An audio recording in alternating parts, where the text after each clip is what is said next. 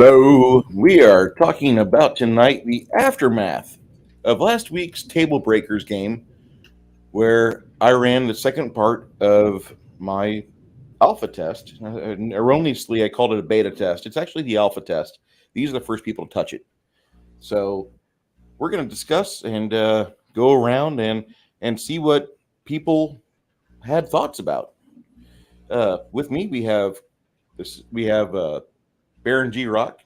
We have the Cigar DM. On the bottom row, I've got Kai, Shadow from Shadow and Sun, and Jade. If you haven't been checking out Shadow and Sun's videos here lately, make sure you're subscribed to his channel.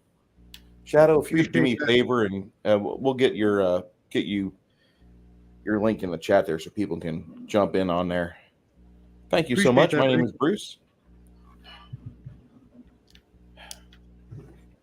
Baron G Rock.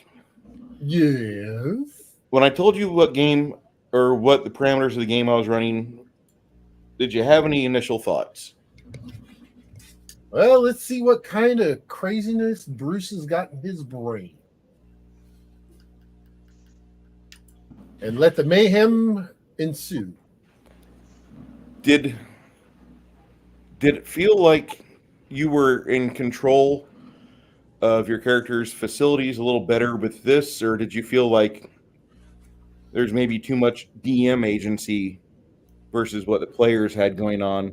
Did you feel like you had a better idea of how to control yourself, how to do things? The only issue I had was the way the initiative was set up is and this is just a tweak, because once you declared, trying to figure out where you fell into the next one, it didn't always happen. So I think there just needs to be a little bit better tracking for that. That's the only thing. Like, for instance, if you go, hey, this is, I'm going on, this is my action and this is the speed.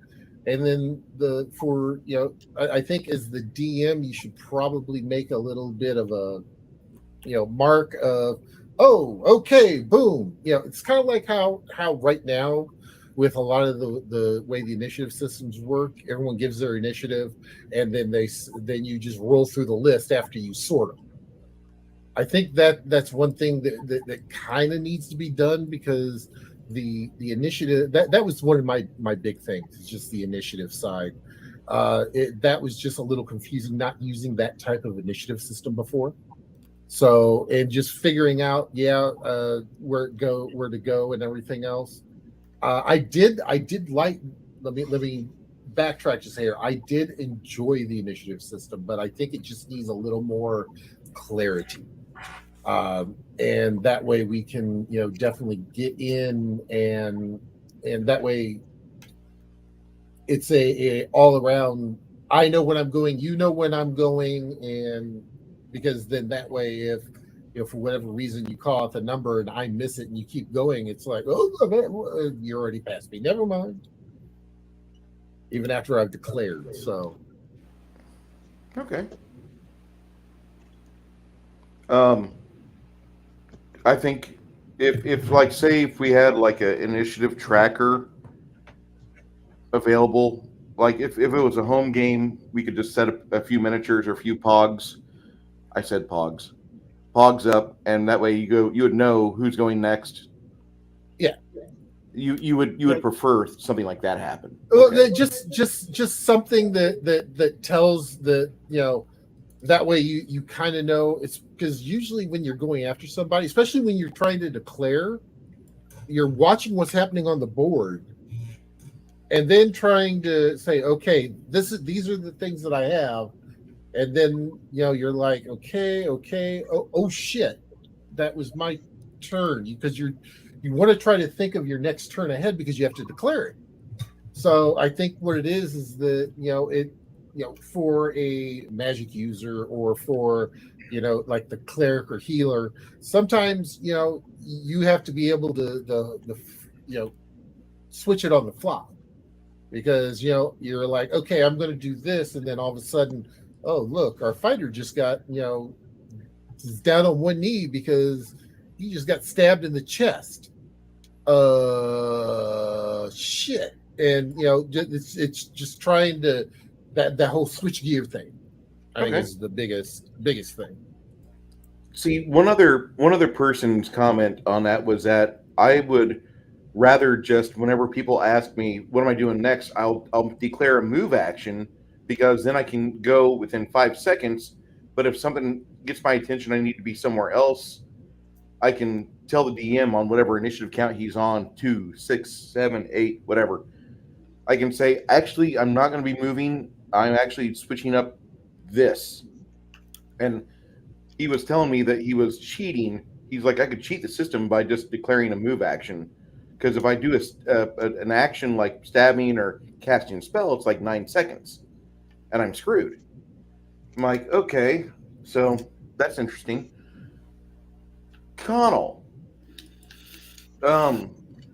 you're in my regular game, and you know kind of how I GM. You've been in my table almost as long as Baron G Rock has. Did you What did you think initially whenever somebody says, "Hey, instead of me demoing another game, I'm just going to demo my own game"? What was your thoughts? I thought it was great because you've been talking about this system that you're throwing together for about almost a year, over a year, as far as I've actually heard you talk about it. So you saying, "Hey, I'm going to run my own campaign, or not my own campaign, my own engine." I thought honestly really cool. I could definitely see a lot of crossovers between this and original Pathfinder as I don't want to say stepping stones, as I don't want to say benchmark, but definitely that stepping stones is probably the right way to put it. I think it was really, I thought it was unique. It'll take me, if continuing to play your campaigns, if you decide to actually start running this is the system of your choice. I think it will take some of the older players a minute to catch on because uh, when you start gaming with a group, they normally all have the same group. They all in same game. I mean, people do reach branch out to other games, but we prefer 3.5. We prefer Pathfinder. We prefer nuts and bolts, whatever. So I think it will take people not forever to catch on, but it won't be as smooth as overnight. I think this will take a couple sessions to get used to. The timing, the pacing of the rounds was weird to me. Not saying it's a bad idea, not saying it's a good idea. It's an interesting idea. And I think, like what Baron said, with a lot of us players are just used of initiative. Okay, my initiative is at this number. It stays at this number. Where in your campaign, the initiative was moving up. Okay, I had my turn. I decide this. Well, it takes X amount of seconds, so you're at 16 now. Well, last turn I was at whatever. So it will just take a little bit of time for people to catch on. Is my only thoughts on it. I enjoyed it. I would be more than interested in try it again down the road once you get more of it knocked out. Thank you. Um, Dwayne, Khymerion. Yeah. Everybody else has got their own pet project for their demo run.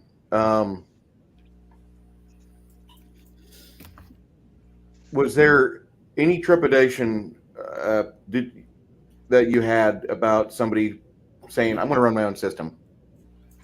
Absolutely none, because honestly, everyone's been throwing systems that either I know or don't. You just learn it as you go, and yeah, was no, just kind of just jumped into it. So Okay. yeah. What were your thoughts when you started playing in it? Either session 1 or session 2. I mean, Honestly, I think the only thing I would think about is I think everyone has a little bit of opinion on the initiative tracker thing. I think what a good way to possibly go into it would be to look to. I know there's no such thing as rounds with yours, but for effects that kind of have the counter reset at 10 back to 1, and then so it's an infinite wheel that you're on. So it's like, a speed 7 action, or rather than having to declare your next action. So it's one of those, you act, and now your next action is now eight ticks down the wheel. Yeah. And then the wheel resets at, so in essence you're keeping track of. I would just include like players just having a little detail, knowing what number they're going to be acting next on. But beyond that, but that's just an older concept coming back into use there. I like it. And that way, if you wanted to have like, spell effects kick in that have multiple rounds of duration, to use to use D&D or most games ideas of rounds of 10, every 10 seconds, is a round or whatever. You can actually have that now at initiative count 0, tick one duration point off of a spell that's currently being inactive. You're just my idea. I mean, that was just my general idea, but then again, I was playing a giant walking piece of beef, so I really wasn't caring about the spellcasting part of the side of things. So yeah, whenever I get into spells, I'm going to probably try to keep it simple, and like for longer duration spells, for every 4 levels, for your caster level or for your class level for that spell, for every 4 levels, that'll basically be, you get 15 seconds or 15 seconds per level. So be every 4 levels, you get a minute of duration. Yeah. And so I know that sounds kind of wonky, but you could literally tell somebody like, your buddy John Boy the cleric over there just cast mass bull strength on everybody, and since he's a 12th level caster, for the next 3 minutes we're good on bull strength. We have an enchantment bonus plus 4 to our strength. You get an extra +2 with your one-handed and an extra +3 with two-handed weapons when you go on those. I kind of want to stay away from rounds. I mean, I'll count up to 60 and then drop it back to 0 just because I want to keep it seconds and minutes and hours. I think that's something that, I know that sounds so weird, but I'm just keep going back to that because I've been hemming and hawing about 10-second rounds or 6-second rounds or something, and I don't really appreciate that as a GM. I understand that. I'm used to what would be an easy thing to explain to other people. Yeah. That, and I'm used to other systems that have done similar concepts having because 10s are just easy for people to understand. Like 10 and 60 are numbers that are easy for people to understand and formulate in their heads. True. So, I mean, having that at 10 reset to 0, move back around the clock isn't so bad. 60 is another easy one because then again, it's a clock base. We all understand what a clock does. So, yeah, I was thinking D12s, but I don't know how that would work over. But yeah, I see where you're going with that, Kai. Yeah. And honestly, it wouldn't be that hard to measure out, as long as you got some way with dice or some way to mark time and when your next action comes. That's all you got to remember. And that's why it really wasn't super hard to grasp. But I'm pretty sure that it would take maybe 1 or 2 combats total to get even the most diehard of grognards who aren't paying attention to figure out what's going on.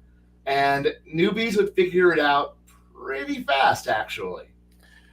I've ran this style of combat initiative before for Hackmaster 5e. Mm-hmm. Just doing the demo run, and the noobs at the game store we were at picked up on 5th edition super fast. The older experienced guys that they had been playing the same, and I'm not meaning to beat up on 3.0 people, but the 3rd edition game for like the past 15 years, they beat their heads against a brick wall needlessly while the new people are there just snapping it up. Just, oh, I got this, no problem. No. They're showing the old guy what to do for combat, and it was pissing people off, is what I noticed. And I don't know if that's just because that was a type of personality behind that character. Also, old guys tend to get pissy when they're shown up by. And I'm not trying to be ageist. Oh no! It's just really some guy who thinks he's got every trick in the book gets all flustered because someone goes, "Hey, look at this!" and suddenly he realizes that book that he thinks he knows everything about, he suddenly goes, "Oh shit! Wait, what?" And now he's being shown up by somebody younger. Yeah, he's gonna get all pissy and he's probably the table flips out. The guy that was having trouble wasn't some guy post 50. It was a kid that was 37, had just retired out of the Navy. Yeah. So, like, if there's ever like the stereotype for, been there, seen it, done it all, I've gone through this. It was that guy, and like he's grooming himself or getting groomed for a state job. So like he thought he had the world by the hooks, and then here he comes to play this Hackmaster game. I've read Knights of the Dream Table. I know this game. And he damn near gets schooled by the fucking new guy. And I felt sorry for him about that. I really did. But those two, they did not get along well throughout the demo session. And after that was done, it was kind of like, okay, let's never put those two at the same table ever. It would be like bringing Jeff Kopech to somebody to the table that would like experience PTSD. Hey, now Jeff Kopech is a state treasure. He is a state treasure. He is a town treasure. He is a Twin Tower treasure. Yes. Shadow, you have played multiple editions of the game for years, and you've played a lot of other games too. And I'm gonna just name a couple there. Arduin. Roger Zelany's Nine Princes in Amber. You've done miniature games out the ass. You live, breathe, and shit RPG lingo and war game skirmish lingo. This is true. You forgot a few, but of the games I play more than most of the ones you mentioned, like Traveler, Palladium, and and I mean not besmirch those. Put out. Right. The initiative system is actually very reminiscent of Villains and Vigilantes second edition, so I was kind of familiar with it, but I'd like to make a little recommendation, Sure. actually, to some sort of card tracker or something that comes with it to attract the initiative. Like in the old days where you'd get one, for like a war game, you'd get like a summary sheet, but just having a visual aid for the people so that they could literally put some sort of, like you said, pog or marker, so that they know when they're going to do whatever it is they're going to do. The second thing I would recommend is to get yourself a stopwatch and see how long it takes you to do some of these things. Oh God. You might even need someone to click the button for you. But in games, I've always noticed things take much longer than they really do in real life. Not talking about casting spells. That's a totally different thing. But drawing a weapon, swinging a weapon, moving X number of feet, so you could at least say you did the realistic comparison to how long does it take to do this, how long does it take to do that, how far can you travel with X weight on your back, that sort of thing, just walking and running, sprinting, moving up, punching the punching bag, or get yourself if you've got a blade, draw it, run up 10 feet, smack a punching bag or something like that if you've got it, just to see how long things take, and then you can speed them up or slow them down as you see fit. Otherwise, considering I was completely unable to read the rules before the game, I'm sorry. No, not your fault. It was probably my tech. I'm mitigating or hopefully eliminating that this weekend. I'm picking up actually I'm picking up 2 computers, but I'm getting a new one Saturday, and hopefully I'll be able to go on a Discord and download the info. But right off the bat, anytime you are deciding how long things take, it we've all or many of us, I should say, have always relied on other people's opinion on how long those things take. I know Jade would probably, he's kind of not in agreement here. It doesn't really take as long to do some of these things as we've been told on, countless occasions throughout numerous rule books. Starting with the beginning, D&D, it was more abstract, a minute or however many seconds a round or a turn was. They're assuming you actually, swung your sword multiple times and only actually had one opportunity to hit. Whereas like Palladium, you're like 5th level and you're getting like, 8 attacks in a melee round of 6 or 9 or 15 seconds, whatever it is, I forget. 15. 15 seconds. If you ever saw the movie Perfect Weapon, you guys ever seen that movie? Jeff Speakman. Okay. When he's doing his drum solo on people with those short stabs, he's getting scores of attacks in seconds. People can literally swing a weapon, depending on the weapon, a lot faster than most of us are willing to get out there and actually do it in real life. I've done similar things when it came to firearms, so I scoff at most of the rules out there. If you know what you're doing, it doesn't take that much time. The same with archery or martial arts. And if you can't actually do all of it in real life, you could certainly find videos of professionals and see how long it takes them. Now, if you're going on YouTube and looking at people doing it, you might want to assume they're 10th level or something like that if they're just massively impressive. But even then, you can work backwards or you can work forwards from there, especially considering nobody on earth is using magic to get any of those effects.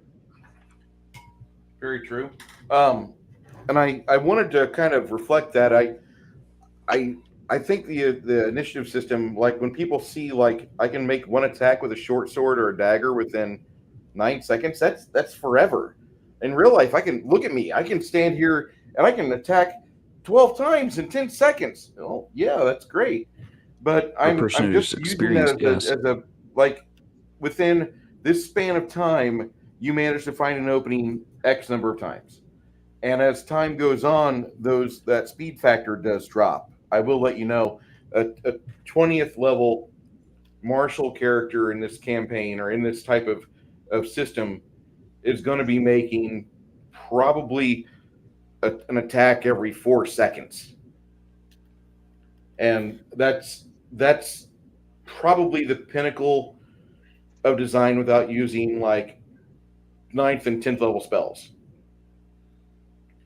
Spellcaster's the same. Like the shortest frame of time I want to have, and I'm kind of using this because of experience from other systems, but I don't want to have it where people are dropping meteor swarms every 8 seconds. That's just a bit too overpowered. And also I might add that a meteor swarm, a 10th level spell, a wish, summon monster 10, that will cost you 100 mana points or 100 PD points, depending on what version you're casting. I want to make sure people understand, like, you just dropped like a quarter of your spell reserve on this 10th level spell. And typically in most books, you don't have like a 15-page spell battle. Very rarely do you have that. Being that this game, the system has exploding die damage, combat should be over quick. Shadow, I'm going to move over to Jade before the next round of questions here. But and if I'm doing this wrong, let me know, guys. Can I? Doing what wrong? Can I add something? I'm not used to the speed chart. That's from a earlier edition that I'm not aware of. And you guys are talking about how long it takes somebody to take a swing. Now, I'm not 100% all the additions are wrong, but I've came across a few things where between the systems and movies, they make you think that weapons were these heavy ass things when really they weren't. For swords, for example. If you want to get a good movie fight, actually, the first season of Game of Thrones, when Jaime Lannister and Sean Bean, I can't remember his name, Ned Stark. Ned Stark, when Lannister and Stark go at it in first season, that's probably two middle teen level characters. I was gonna say like level 12, level 15. Yeah, I mean, and they were Lannister at 12, Stark at 15. yeah, Right. they were doing great. That was a great display of martial prowess. I using your example for Game of Thrones. When I think of martial prowess, I think what was that? The Battle of the Bastards, where they show you what a large scale combat situation would look like and how draining it was on a physical body. I mean, I boxed for several years, and it wasn't the punching bag or the jump rope I spent most of my time. It was constantly running to keep putting gas in the tank because you're going to be burning out your tank when you're fighting. Yeah. So it always makes me wonder how close the weapon math, not the damage, but the weight of that does when it comes down to speed. But you know what? You've been doing this longer than I have. I have faith that you'll work out the bumps. The initial the initial inspiration for this was a second edition Advanced Dungeons and Dragons speed factors. And if you look at the chart, a dagger has a speed factor of 2. A great sword or two-handed sword has a speed factor of 10. So somebody that's really crappy with either weapon squares off against a mirror of themselves with that other weapon. You're going to get 5 attacks to 1 on that two-handed sword, versus a dagger. And I kind of took inspiration from that. And maybe I was wrong to do so, but I felt like that was a good place to start.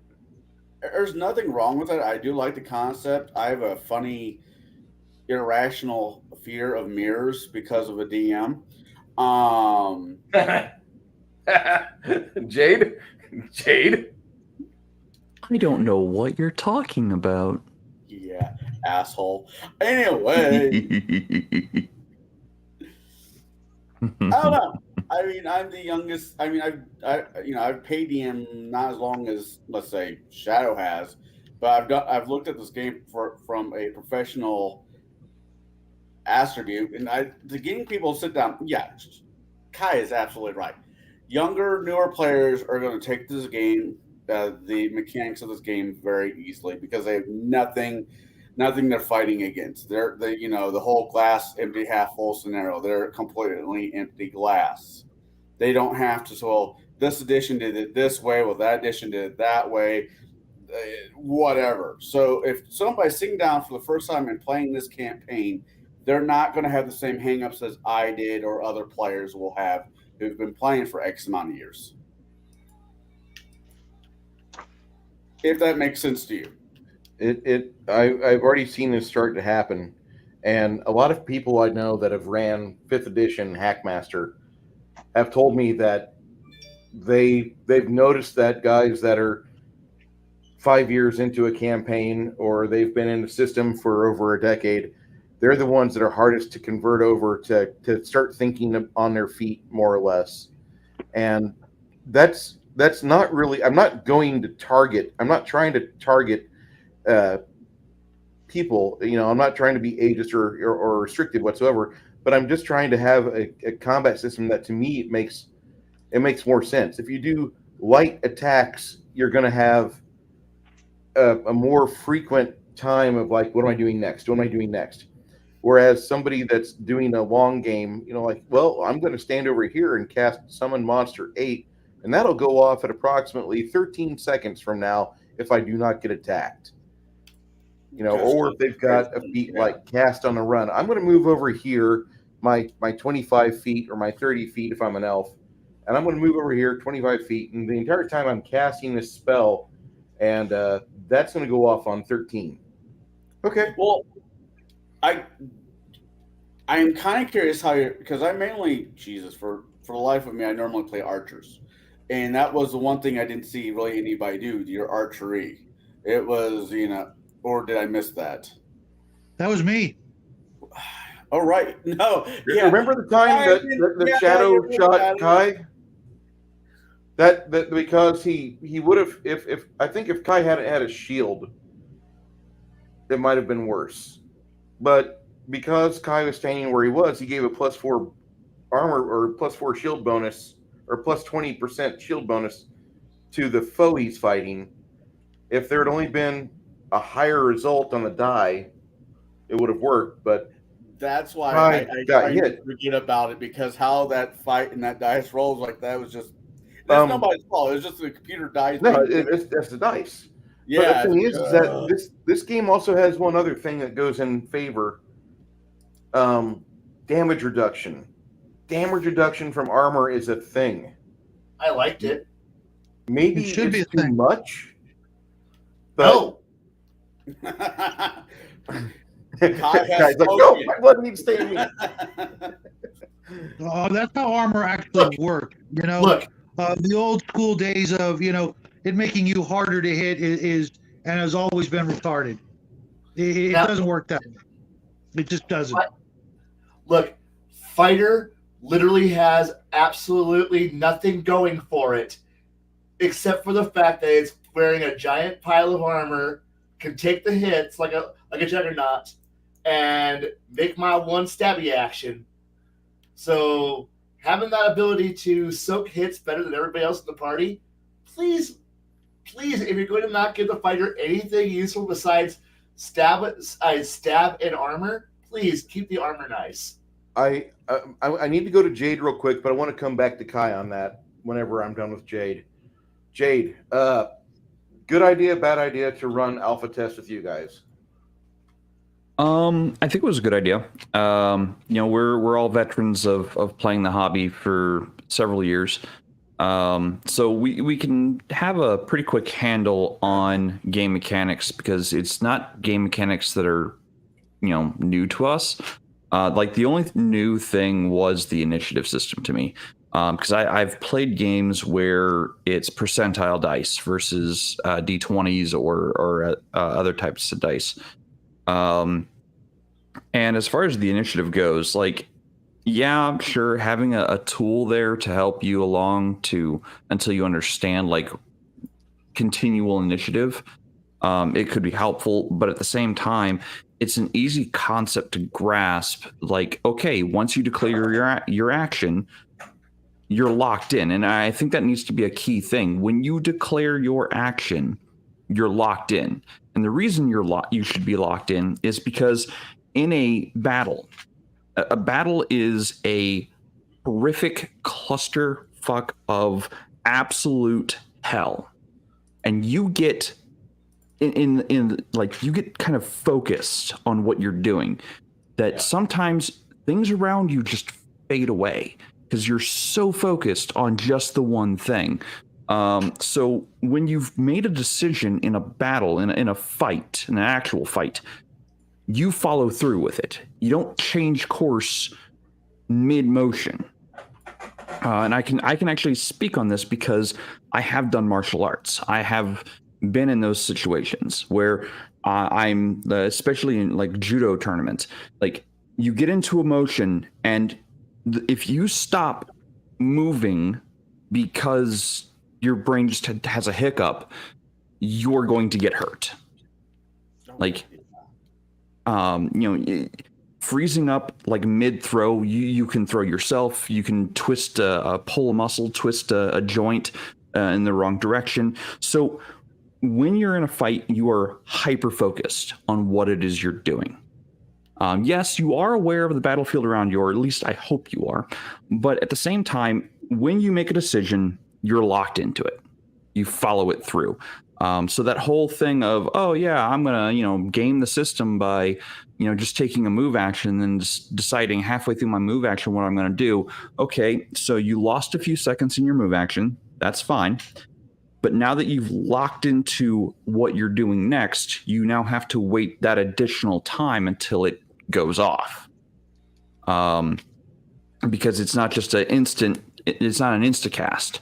It's no, you've already taken up so many seconds of movement, and now you've decided to act.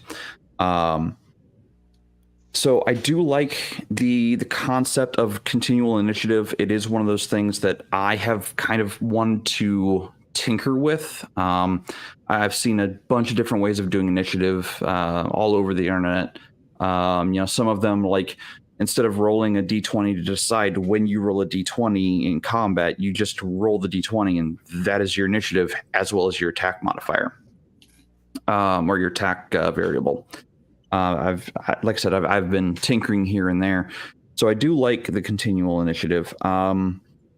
The aspect of and I developed this thing here on the fly during the game with minimal effort. This thing right here. Yeah, and it's just a simple, count up spreadsheet. That's all it is. Needed that. Thank you.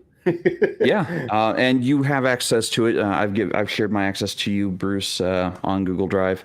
And the other things I've put into it are like little second counters, underneath of it. Like if everyone was viewing the sheet, like you or I could, they'd be able to, type in a number next to action, and it would tell them when their action would happen, like how many seconds from now it would take place.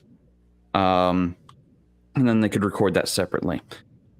So as far as like ease of learning, I think it could be very easy to learn. I'm sure, as your example, newer players take to it pretty quickly. I could definitely see it being like one of the key features of the game, as well as as you level up, reducing the amount of time it takes to do something. Because as you become more experienced with something, the little shortcuts, the muscle memory that it will, speed you up. Because seconds in combat are everything. Like if you lose any time in combat, you're screwed.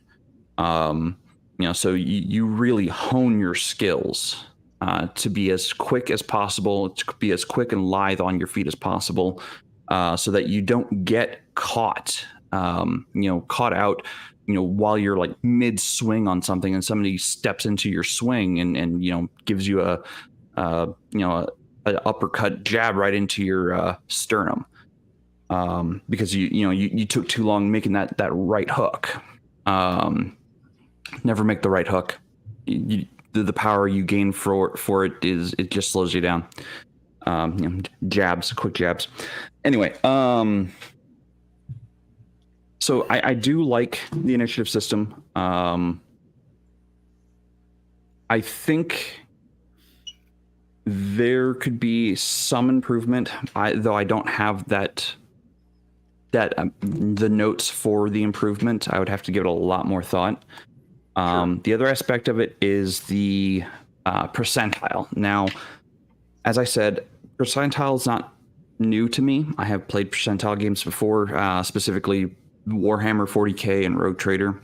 Now, granted, it's opposite direction. And, stop me if you want to get into that as a separate, subtopic. But I think the numbers are a bit skewed. Percentile is like the bonuses we get to add to our percentile roll. I think they're a little on the high side at early level. You guys were 5th level. Just keep that in mind. Yeah. And I was busting out close to 80% on several of my skill checks.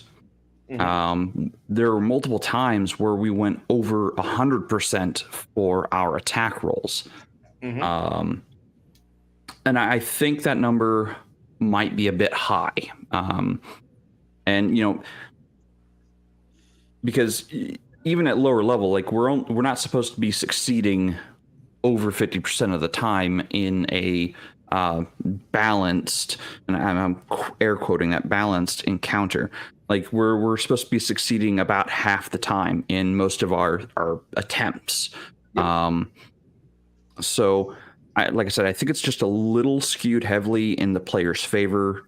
And I have some ideas on maybe reducing some of the bonuses they get for either abilities or skill points or what, however that works. I haven't had the time to read your document yet. Okay. Just keep in mind that fifth level player, and I'll just throw Pathfinder out there. Typical class skill with max ranks and a +3 attribute bonus, not including the other magical modifiers or racial bonuses. But you got 5 from the class, 3 from the class skill specialization you get. Yeah. For 8. Another 3 for their high attribute score or high ability score. So now we're at +11. Right. So that converts over to +55 plus whatever your D100 is. And if you're saying you're rolling at 80, you're only rolling like a 30 or 40 on your D100. And typically, like most skills in most environments are going to be like a 12 or like a 60 to a 90%. If you start trying to like climb up a glacier without spikes and pythons, and you're looking at the Shadow's skilled rogue, you're going to tell him, hey, I need you to roll probably upwards of 140 on your climb check. And he might be able to pull that off 25 to 30% of the time as just a 5th level character, but he's probably going to end up falling. I hear falling going on. See, and I didn't realize that you were going to have skill checks that went above 100%, because I was thinking 100% should be like the max number. No, sir. No. Okay. I'm going. There is no limit on these numbers. We're bringing in the Jewish accountant if need be. Once you get over 12th level, I've got the guy with the abacus. Heidelberg would be here helping me run the game. And personally, I despise that automatic rule of 1 or 20 being a failure, 95% or above, or 0 to 5 being a failure. Then why continue to get better if you can't actually use all of the numbers that you're paying for? Yeah, and that's a big problem that I have. You might be a 20th level boxman rogue, and that's cool. But there might be a device that you've got to disable in this Dungeon of Death, and you need to have a 250% plus. Otherwise, you're going to fail. And if you roll under 220%, the track goes off. Okay. See, like I said, I hadn't anticipated on there ever being skills, because statistically or numbers wise, nothing should ever be above 100%. 100% should be the max, because that's what 100% means. It is the max. I understand that. We're using a D100 or D percentile mainly just as a conveyance to stick a finger to WotC and their D20 engine, which has destroyed the majority of gaming since 2000. And I like D100 better. And I understand nothing should ever be statistically over 100%. When you have 1 to 100, I agree. If you're playing Gloranthia or RuneQuest or Cthulhu or 40K Rogue Trader, Space Marine RPG, 1 to 100%, that should be your variances. This here is a little different. I'm kind of borrowing a lot of 3rd edition mindset, because I want to be able to have those ridiculous numbers. Not only I want to ask for them, but I also want players to be able to have a character that can exceed them. Okay. So that's me not fully understanding the design then. I apologize for not clarifying that at the beginning. That's my failure on my part. I failed on a lot I of hadn't parts thought to on it ask. by not.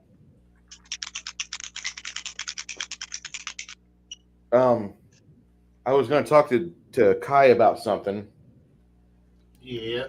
I can't remember what. Armor. Armor is DR. Yeah, armor is DR. Do you think that the armor is soaking enough damage there, or do you think Yes. that I toned it up too much, or do you think that? Honestly, with the exploding dice, the armor either does something or does nothing. Yes. I had some really, really, really nice dice. The Emperor blessed my dice. I diced that game because they were exploding like crazy, like Star Wars Wild Dice crazy. That makes me so happy to hear that again. So attacks that would have been here's a 9-point, an 8-point, an 11-point attack. Those basic attacks that might have been doing would have done nothing to me, and I would have been, and I wasn't even wearing top flight armor yet, and being able to bounce some guy with a dagger. When I was in my armor, I got shot in the back by our archer, and I didn't feel it. That's why I'm trying to forget about the archer. That right there. So I got shot. Here's the thing. You may want to consider, the equivalent of non-lethal damage, even though you're wearing armor, because while armor will keep you from bleeding externally, those impacts are still going to have an effect that are going to wear you down, as opposed to make you bleed to death. But now, conversely, because of low dice rolls, I was able to walk through it without much problem. What's happening? What was that? I'm sorry. I was just saying hi to Mac. Bruce put Max's comment up, and before it disappeared, I wanted to say hi to him. No problem. But if any of those dice would have exploded for if somebody managed to land a hit, and two, the dice would have any one dice explodes, suddenly that 9 armor class, that 9 DR becomes not so impressive. It's really, really fast. And suddenly 30 hit points melts away really quick. Because I was beating people up for in the 20s and 30s of damages pretty easily with exploding dice, especially when you look at D8s exploding. You roll max damage, well, you keep rolling, and suddenly that dagger with a D6 auto is bypassing armor. It's not really, but it's suddenly you're ignoring a good chunk of that and actually doing some pretty serious damage with small arms, and you're just like okay, this is I'm good against anything but an exploding die. But since there is no crit and all dice can potentially explode, this armor is good if luck is on my side. But gamer luck only rolls in 2 directions: pathetic and godlike. If I'm going to get murdered if I'm not careful. So actually, layering on more armor would actually be nice. And Shadow, I really don't like the idea of a 5 or less on a D100 failing and a 95 or better being a critical success. I really want to get away from that. I just want to. I almost want to write like a rule law, a spell law, arms law type books, a la Rolemaster. Yeah, I just said that. Where's Violence Solves Everything be coming in here soon? But I could see myself doing that. Go ahead, Jaide. I see you got the exclamation mark up. Where was I? Yeah, so my thought on the armor aspect, and specifically around critical hits, is yes, I love the concept of armor as damage reduction, but I was also thinking, while we were in combat, because we often went over 100%, or some of us went over 100% on our attack rolls, I was thinking to myself, like, currently there's no crit system in place. What if we were to double the opponent's defense score in our attack roll? Like, would that be considered a critical hit? And what would that do to a body? And then I started thinking, well, what would that do to the armor? Like, not only did I exceed the defense rating, by double, I've also exceeded the armor at that point. Like, what kind of damage would be done to the armor on that hit? And I was thinking, well, maybe it reduces the damage reduction value. Maybe it reduces the defense value. I'm not sure. Well, I've got an answer for you. If okay, say you're wearing leather armor. Mhm. Now your leather armor gives you a plus 40% bonus, I think. Okay. Or leather armor is a plus 2, so plus 2, oh my bad, it's a plus 10% bonus for your active defense, but you've got approximately 20 hit points of armor knitting itself together. Now say somebody rolls a 50% more than required to hit you. That's what I think the threshold is for the extra damage dice to be compounded in. And so, say you guys are having a scrum and Shadow is helping you, and you get behind some guy, and you land a precision strike with a plus 50%. Well, typically you're doing 2 dice 6 damage with a short sword because you're a human rogue with a short sword. But because you rolled like 80% more than what you needed, that's 50%. That clears 50%. Hey, good job. You're actually going to double the amount of damage dice. And if your damage that you do exceeds 20 hit points, you've destroyed their armor. Because the armor hit points, like chainmail, it gives you a plus 25% to your active defense. It's just a plus 5 in D20, but here it's a plus 25%. But it's got 50 hit points. If somebody hits you with a singular attack of 50 physical points of damage, or 50 elemental damage for that matter, and you soak that, you take that, your armor's broken beyond belief. It's falling off. I don't know, man. It's giving you half of its usual value, and you need to go get it repaired, or need to go replace it. That was something I was thinking about. But I was thinking about, for every 5% of armor that you get for an active defense, give it like 10 hit points. Maybe that's too much, but No. not enough. Yeah, here's the thing: armor, a weapon, especially like an arrow. Sure, it can penetrate armor, but the armor isn't ruling. The chances of someone getting another arrow through that exact hole are microscopic. Metal and other kinds of armor, sure, the leather and stuff like that. That's got a lot less, let's call them hit points, before it's completely destroyed and ash. Sure. But just because something has holes in it doesn't mean that's where everybody's going to get the next strike. Armor. I've seen a lot of different arguments on both sides for armor. What I know for a fact, though, is that it takes an incredible amount of abuse before it's completely worthless. Okay. It really depends on the weapon versus the armor, and where on the armor it gets hit. It's really complicated, and I know we're talking game theory, and we've got to throw a lot of that out the window. But it's just something to think about. And that's why I had said, if you double instead of like the 50%, if you actually do double the defense rating in your attack, that's what I was thinking. Okay, what kind of damage does that do to the armor? Not only did I get really clean hit in. I might have gotten an exceptionally heavy hit in. And that's why I was thinking the 100%, going over 100%, not just 50%. Like 50%, good heavy hit. You hit something vital.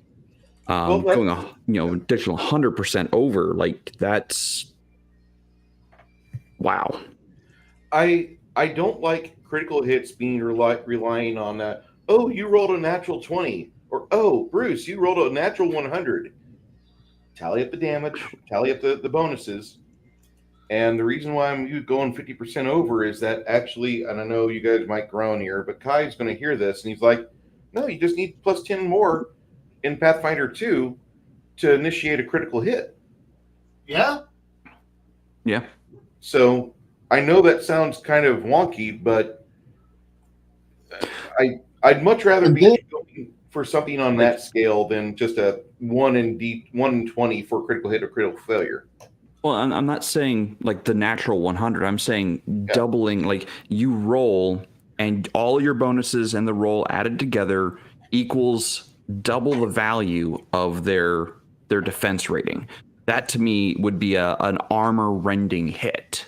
Yeah. And I mean, because especially with whatever type of weapon you're using, if you're using a great axe, I'm expecting to rend chainmail with that kind of a hit. Maybe in a small section, not the whole thing. Maybe I reduce it by 5% of its normal value. Against leather armor, if I reduce leather armor by 5%, I've taken it out by half. Yeah.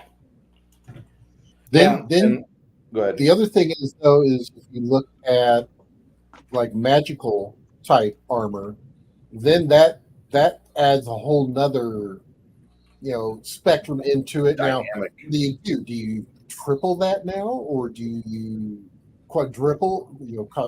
Quadruple. I like magical armor. The idea of it getting like a DR, and then like getting some bonus hit points, kind of like what Pathfinder does. Or at that point where it will magically repair itself. That over time, it will regenerate over time. I didn't say regenerate full immediately. Sure, I get that, but like you scared me for a second because I'm like, oh fuck, I can hear this now. How long will it take my armor to fix itself? Fuck. Well, I'm just saying, maybe 1 point every 8 hours, it'll come back. Maybe that sounds like a good idea. Now, let me jump in here really, really quick about the armor and damage. Yeah, the armor might take a small amount of damage per that, say, combat, right? But how many combats do we see in a session? How many sessions are nothing but combat? So the eventual weighing and pummeling that your armor is going to take that doesn't get fixed, it doesn't get mended, it doesn't make whole or whatever, it doesn't go to your local Dwarven smithy to get the dings and knocked out. Eventually your armor, and I'm using purely fantasy, I'm not going to historically, but your armor should fall apart. It might, you take a battle axe, a crit battle axe to the chest. Now you have a great big gash, a great big cut in your armor. Use a Dwarven war pick, which will punch holes into your armor like Swiss cheese. And if you're going through a dungeon where it's going to be one cluster to the other, your armor is eventually going to say, nope, I quit and fall apart or be utterly useless. If you're going to add if you're adding HP and DR to your armor, then the breakdown has got to be there too. I'm willing to think that's about right. Yeah. I like the idea of having to repair armor at the end of a night or at the end of a trip. Like if you're not repairing your armor after you do like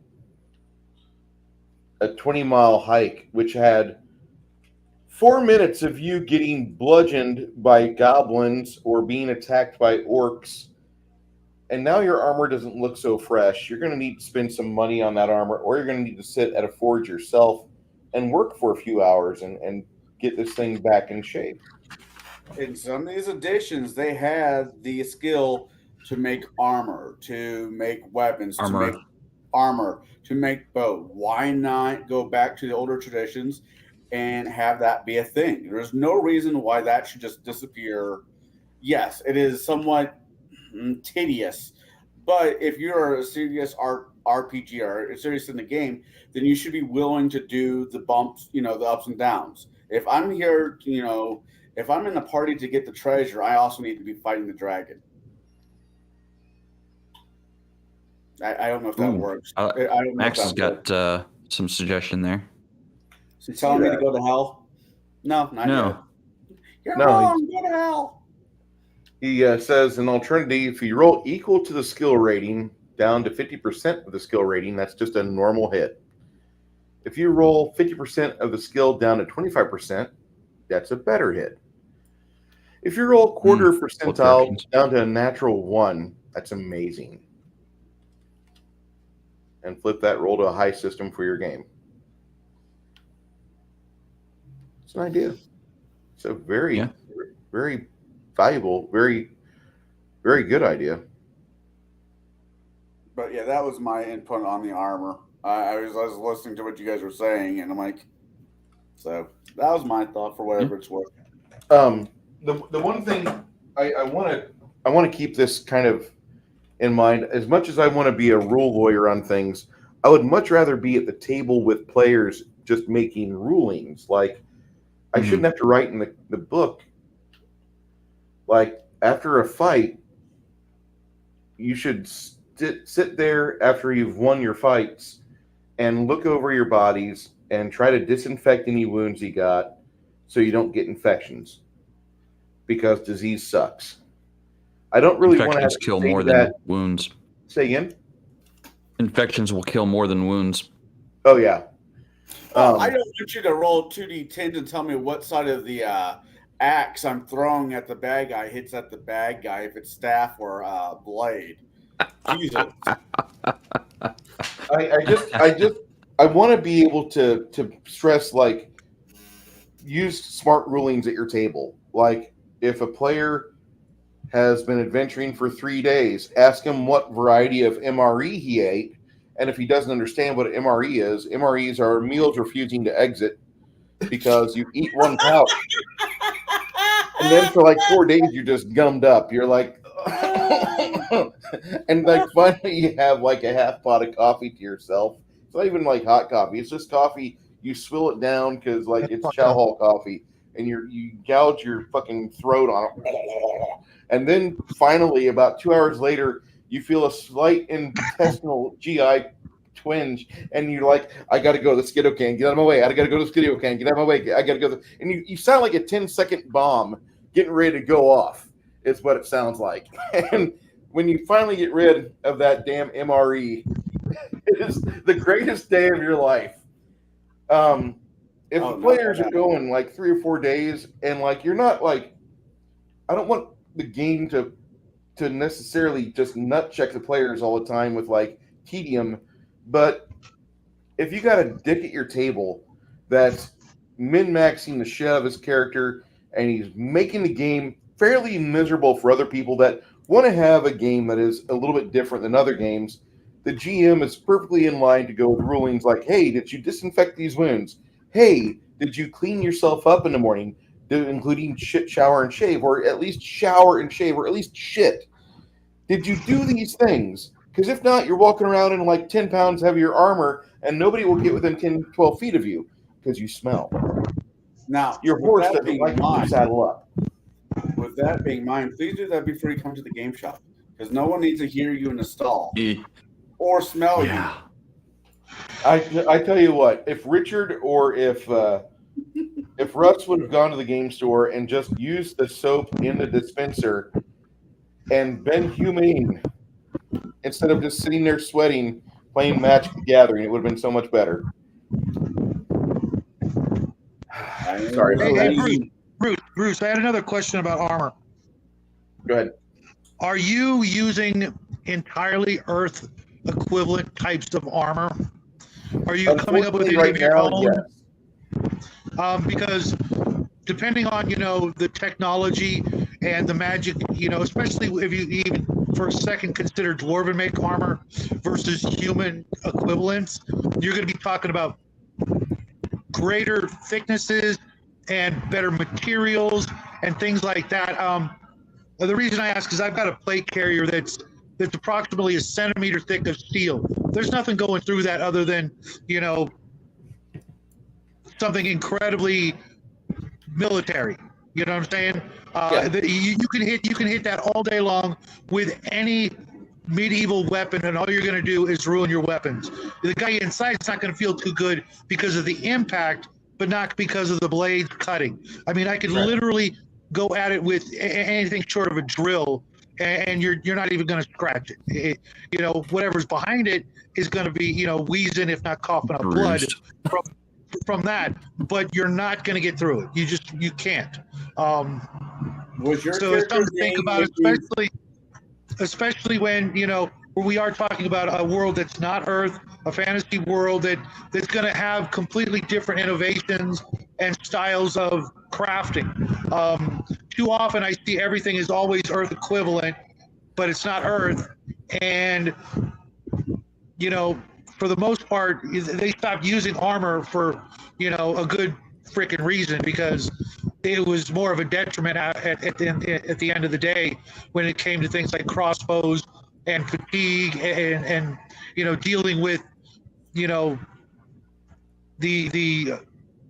wounded that would have been better off dead.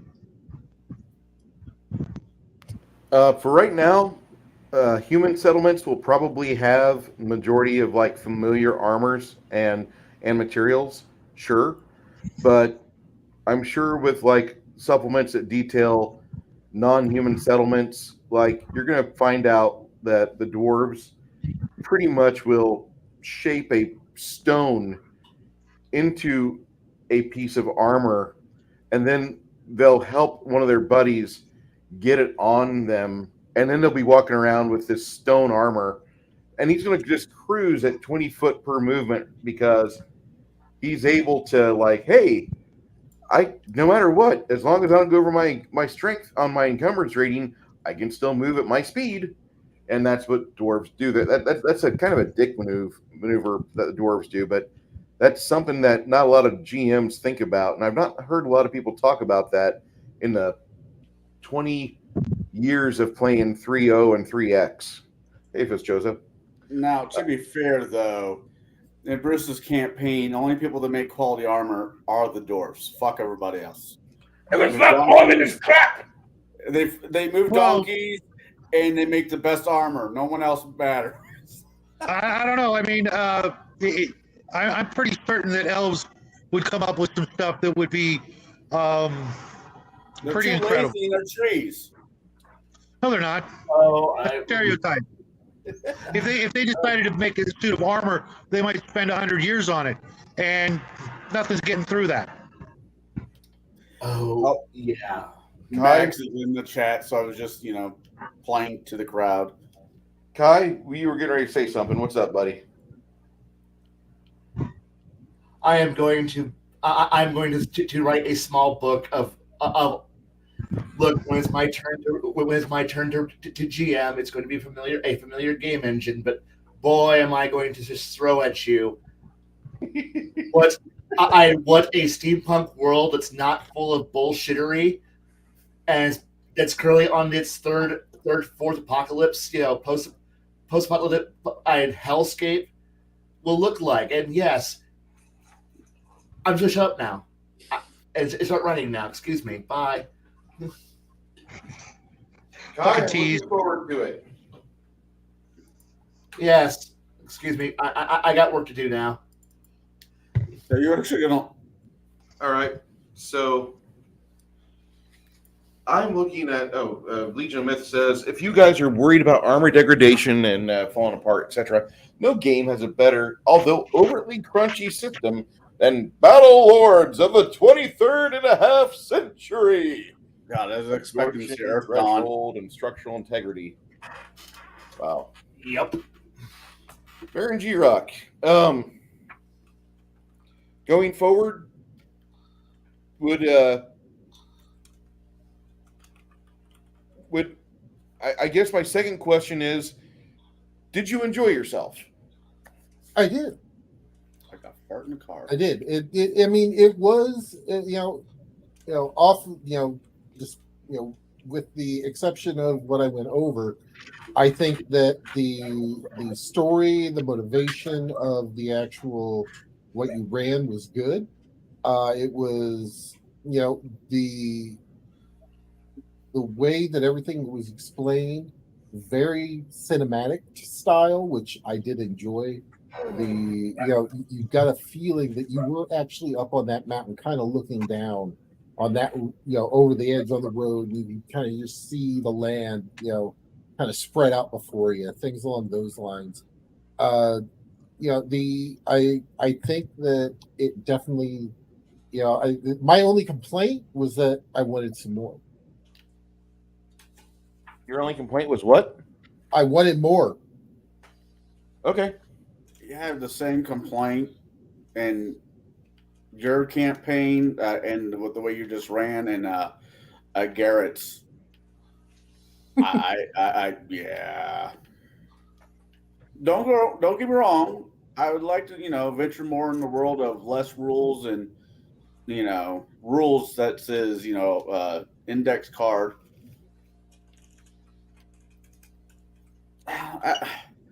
Games like this are very sentimental to older games because, yes, it has Pathfinder feeling to it, and you've thrown in other additions, rules into it. So it's very home stewish. If that home's, a type game. And I think this game should, if given the right amount of people, given the right amount of time, will get over the old, oh, it's not like this and it's not like that, and actually enjoy the game.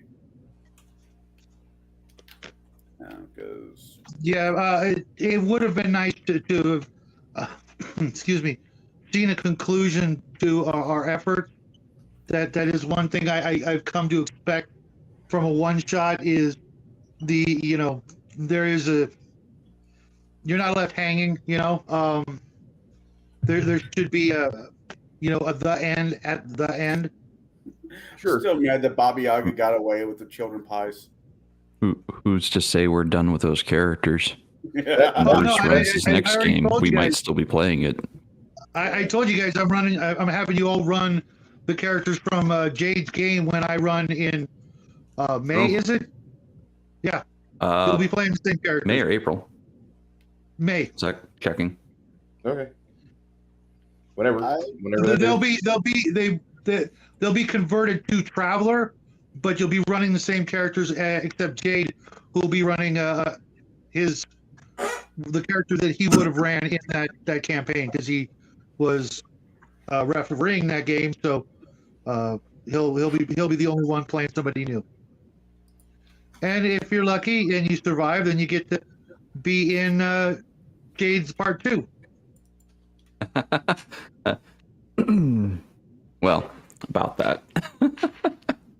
I was thinking in a different system entirely. Oh, I get you. When it comes to my turn again, I don't think I'm going to do 5e again for you guys. For the most part, you guys were not appreciative. What's the word I want to use? Kind to my style DMing, but I don't think any of you really enjoyed the system.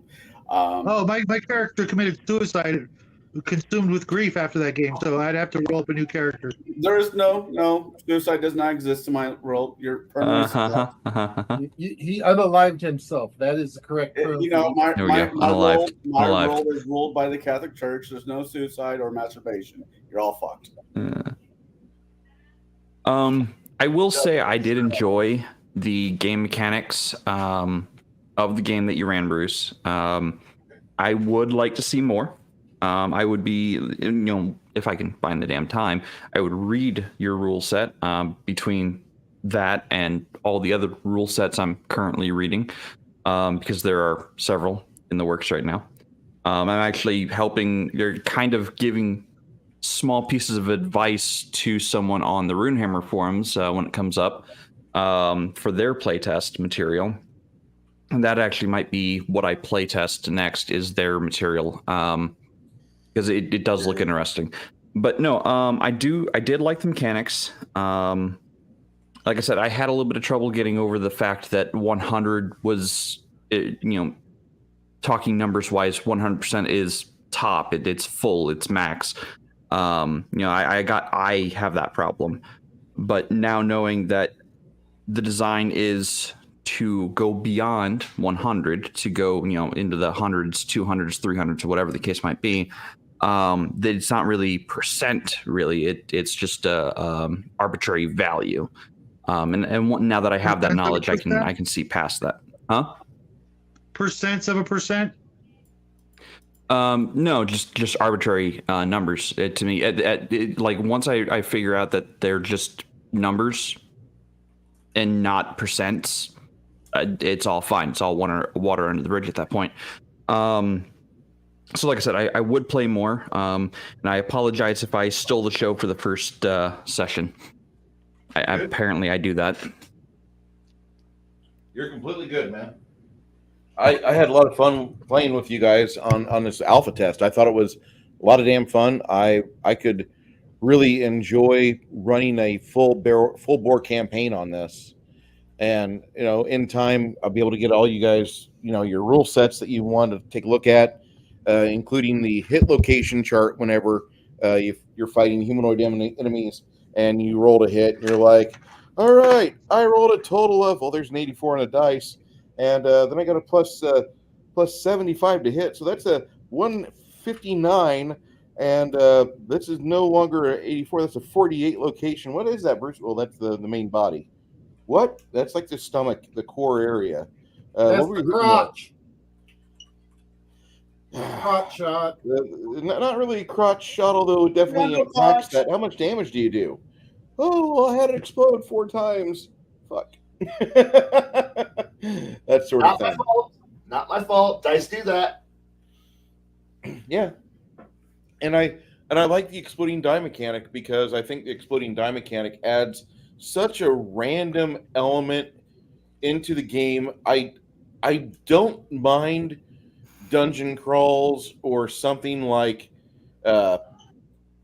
Slumbering Tsar Saga or Rapanathuk. God, I love those things. But I really want my players knowing that, like, hey, if a goblin stabs you with a fucking dagger and the die explodes like 12 times, you're just gonna have to soak up an extra like 39 points of damage before he gets his +2 bonus for strength in. You might die from a goblin with a rusty dagger in one fell swoop. So just understand that. And so people play more carefully when there's things like that available. Now, also, there is the aspect where, like, my cleric can heal, and when he heals, he does exploding die damage on the channel positive energy or the cure light wounds or whatever. There is that.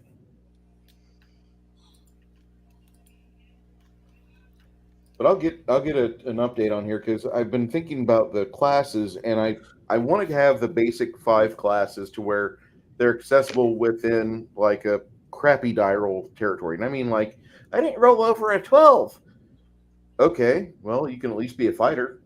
I don't want to be a fighter. You actually might want to be a fighter with this game, or you might actually want to be a rogue, whatever you rolled up. And the thing is that the other thing is I'm trying to figure out how I'm going to figure out all the abortions. And you're like, what? Well, the abortions. This is the die rolls that you roll your 3d6 as they fall, and you disregard that character. Well, now you have a potential new NPC nemesis that's in the world for you. I rolled 14 damn characters because I couldn't roll over a goddamn 13 to save my life on my creation for dexterity. All right, well, there's like going to be 14 instances where you've pissed off somebody in life and they come back for you later on. Or worse yet, maybe you actually just deal with some like mentally disabled donkey handlers, and come find out they're like relatives of yours, because they should have been you but you didn't. You neglected to love that character, and now it's your responsibility. Right. This is why my gaming group for a long time had the Magnum rule, where you have 6 shots and you can just mercifully kill those. Like, man, you're an abortion. Click, blam. You just gotta know it. You're putting a Magnum bullet to their forehead and then walking on to the next person. Are you good enough? Click. And they're like, I'm sorry, son. Wow. I'm sorry, son. You're retarded. Blam. Walk out next one. Are you good enough? I'm sorry. You are a sickly fool. Blam. Moving on to the next, and all you're hearing is the sound of that action being reset in the chamber, cycling to the next person. And here's me as a GM going, and you do realize that if you run out of bullets on number 7, you have to keep it. And then watching a player go, oh fuck, I'm on bullet 5, aren't I? I'm like, yes, go ahead, shoot the last 2. I want this. I want to see you playing some kind of mentally deranged, drooling reject who has met physical problems because your dice sucked 7 times in a row. But don't worry, you shot that slightly above average guy 4 rounds ago. You feel good about the fact that you now playing an abortion. I think you're going to enjoy this. Well, Jaide, you're screwed. Yeah. C'est la vie. This is life. Jade, if you ever want me to roll up a character into Discord die roller, I've got more good characters and bad characters on that thing. You can pick any of them.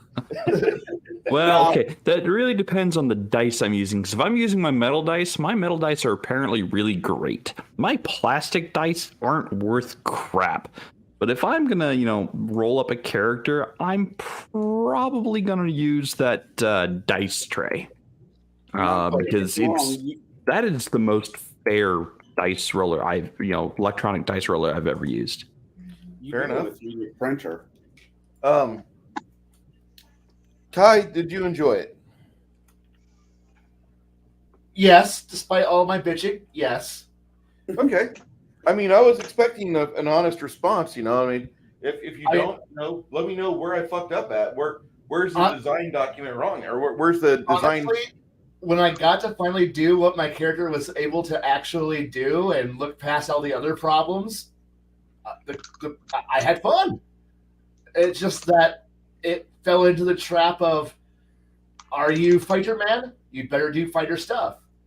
Do you have nothing else to do besides wait for combat? And when combat finally happens, you know what? Being able to walk into the battlefield in the equivalency of, well, for our level in game, as in nearly impenetrable armor, that was totally awesome, and being able to stab people and kill them and throw them off cliffs while intimidating, that was fun. Having problems of trying to be a multi-disciplined, versatile horseman who can't wear armor, or an armor man who can't ride horse. That was entertaining. So it's like, all right, which mode am I going to go into? Quick, de-gear or re-gear? But based on what I'm going to do. Am I rapid cavalry? Or am I awesome guy on foot? Choose very carefully. And I was really thinking that, like, by 5th level you would be decently armored on Cav, but I realized Pathfinder is not good for cavalry till they're like 7th, 10th level, somewhere around there. Yeah, you gotta build. You gotta really build towards cavalry. It's like the cavalry they're not trying to like put you into knight in giant plate armor. They're more treating you like you're a hussar running around in light armor, doing awesome things and using your ride skill to negate incoming attacks. You're playing cavalry, not knights in battle armor, unless you're one of the special class, that the 1 or 2 classes that go, I'm really good at mounted combat. Go away, Cavalier. No one wants you. No one needs you. But I'm the mounted combat class, and nobody else is. The paladin didn't. I is playing an alternate variant class who got rid of his horsey mount, so that way he could be more awesome where everybody else is. Well, I'm going to go take my cavalry mount into the go fuck yourself. And watching the players try to jump through hoops to make cavalry work is one of the most hilarious thought experiments, and I love seeing all the alternate ways they do it. But boy, no. See, I didn't realize. I will do literally anything if I'm playing a paladin to get rid of my mount. Yes, literally anything. It's like in the next game I'm getting ready to play started playing at the end of April. I have decided I want to go paladin, but I already talked to the GameMaster and said I'm getting rid of all of my magic. I do not want to cast spells. I am getting rid of my mount because every game I have been in mounts have been so utterly useless, especially in tactical combat. Absolutely worthless. I'm really sorry. I would just rather go without. It's been 30 years. Okay, it's been 30 years of GMing and playing. I have now encountered one player with two characters who has somehow managed to make mounted combat work in traditional Dungeons and Dragons adventure and Pathfinder adventuring. And I kind of look at him like, you are a rare treasure, for you have figured out how to do it. He has bent the rules and broken them 3 ways a Tuesday to make it so that way he could bring his mount in a magical extra-dimensional pocket with him everywhere, and then pull it out when he needs to go butcher everyone in mounted combat. But he's done it. But I look at everybody else, and I'm seeing Cavalier players and go, I like Cavalier. I want to do all the challenges and cool things, but can I get rid of my mount somehow? Yeah, we'll find a way to get rid of your mount, please. So play a samurai. That's exactly what I'm like. Play a samurai. Yeah, it's Cavalier without the mount. You want the challenge ability, but don't want the mount? Play a samurai. Play a samurai. And watching me push players towards play this, you'll have more fun. And so, like I said, trying to play. I have a mount. It's like I wanted to be like, am I a writer of Rohan? No, you are not a writer of Rohan. Okay, so if I go into battle wearing a T-shirt, I can actually not fall off the mountain. Awesome. I'm looking good here. Yeah, did you ever see the show Mr. Bean? No, never. Yes. You're Mr. Bean of Rohan. Yeah, obviously. What? I'm surprised that all those riders who were sitting on the hill at the Battle of Pelennor Fields didn't just fall off their horses immediately as they were like, I'm going to go to combat.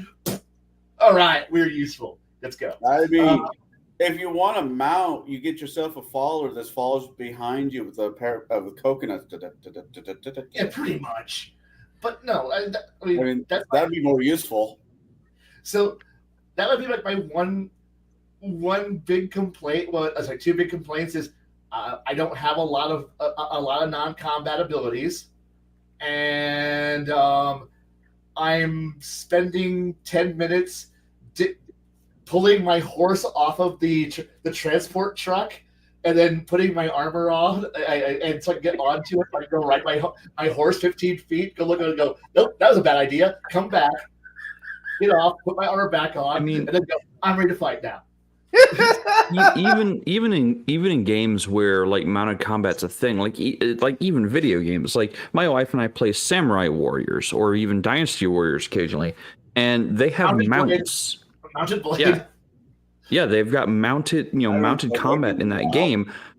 Like when you start out on a horse because that's just where you start. And I'm like, yep, hopping off now, and I'm gonna go on a murder spree because I'm Nobunaga and I'm just gonna rip through the battlefields without a horse because I am faster, more destructive that way.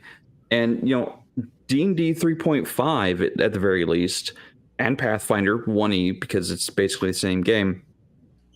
Like the mounted combat rules were so convoluted, and it really didn't benefit you. Like, even if you had the feats, it didn't really benefit you compared to everyone else. Oh yeah, I can move across the entire battlefield. How big is the battlefield? Oh, 30 feet. It's 60 foot. That's it. Oh no, Yeah, no, 60 no. feet. Yeah. Oh, okay. Oh, Hey, hey, the hey. monk's keeping up with me. Okay. Now, or you run into the problem that when I'm GMing, where it's like, so what's the engagement range? Well, you have spotted the oncoming foe. They are at currently 1,800 yards that way, and my players go, wait. We heard the magic word yards. We haven't heard that since like what? How far away is that? And they started to do the weird math and going, they're really far away. We'll start running at them, and I'm like, okay. They'll start shooting at you at 1,000 feet. Oh, okay. And how fast are you moving? The one guy on horse. I'm moving really fast. I'll get to them in. Oh, I'm gonna die, aren't I? Yes. We're on foot. You're gonna double die. That's great. Click. And because nobody else, no one took the. No one's got ride or mounted combat because that's a waste of abilities. And here's me going. And I'm going to and that's why walking across an open field is dumb. Did none of you read the Charge of the Light Brigade here, or any idea of how to not die here? No, we're Dungeons and Dragons players. We don't think about how to walk across the field. Die, just die. No. The point there is you don't walk across the field. You set for the charge. You set the traps. You don't go charging them. They charge you. You lay the battlefield to your design. Oh no, but not the other way around. Oh god, players understand the idea of make the enemy come to you. No, every player is hard charge and run in their offense only, and then they get murdered because rawr. That's all we know how to do. No defensive thought. I mean, what's that? I get in trouble for using ideas I see from movies, but it's actually been historically proven. If I know I'm about ready to have a counter and I got some time, like let's say overnight, and we're about ready to fight people on horse, I'm going to make some big ass spears. I mean, if anything was true in the movie Braveheart, was spears count. I mean, great big pointy stakes cut down horses. Yeah, punches. My players are about as smart as Pickett's charge. That's what literally is almost every goddamn player is they are about as smart as that. What? The enemy is dug in over there on the hillside? Let's charge across the open field. And here's me going, the enemy's dug in on a hillside over there. Let's bombard them with ballistas and catapults. Right? But no. How about this? We use fireball. Oh my god! They're all standing just still. Fireball. I don't just have fireball. My own teammate, one of my own players. Only fireball. Yeah, only fireball. I don't have one of my own players running into over. I'm like, where are you going? I'm gonna fight them. No, if I cast fireball, I'll fuck it. Fireball. You hit Timmy. Timmy should have knew better. There's a moment that I want to scream Bilius Maximus quotes whenever I hear the words fireball. Fireball! That's right. That's what y'all do. They dug in. Ah, put a fireball bead on the tip of this arrow. Let your archer penetrate their arrow sleep, and whoosh, you have a goblin cooker. Yes. I really wanted to say that, and I honestly feel that we need to invoke a spirit of Bilius more often. But I just. Fucking tactics with you guys grasped what I was doing. You guys got an idea, like Bruce is taking us on a journey from point A to point B, and we're going to do this. Cool. He has a love affair with donkeys and dwarfs. Yes, we know this. Yeah, and then afterwards, we were making our way down the hillside, and then you had the two encounters. One of them was a kind of a slog a bit until that one goblin or one orc exploded. And then you had another situation where there was an infiltrator, and he didn't get too far either because that was when Kai discovered exploding die damage. Yes. And I was happy for that. But Yay bits. I really I could go for more, and I'm just saying, like, I can't wait to run this again. Awesome. I have a benefit when it comes to you running is I believe this is your week. This coming Saturday, It is. you will be running. Mhm. And I it might not be the same system, but I get the same DM, so that's got to count for something. I do look forward to running this again for you guys here in the future. Whenever my time has come again, that's gonna happen. I'll let you guys know of any rule changes that happen before then. I don't look for anything too specific. Although I will say this: if you guys are going to be using spells like Enlarge, hey, climbing that mountain. If you're using spells like Enlarge, I should tell you that hit points are based off of the medium size creature. And what I mean by that is, if you're medium size, if you're a dwarf or human or half orc, your Constitution is your starting hit points. Then you start adding in your hit die from your classes. Now, if you're elf, you're medium sized as well, but you're considered frail. That's just a drawback of being an elf. All elves are frail. And what that means is that they get half their con as their starting hit points, then their classes stack onto there. That's the only negative they get through the entire game. They're the fucking Ubermensch in this game. However, if you ever cast a spell on somebody like Enlarge, it will double their Constitution along with their regular strength benefits. You also get a boost in hit points because you've doubled their Constitution from going from medium to large. Or from small to medium. Small creatures, they only get half their con, like an elf would, but they're not considered frail. Elves or gnomes and halflings are not considered frail. They're just considered small. They get better AC, but they don't get as many hit points because they don't have as much, places to store all that blood.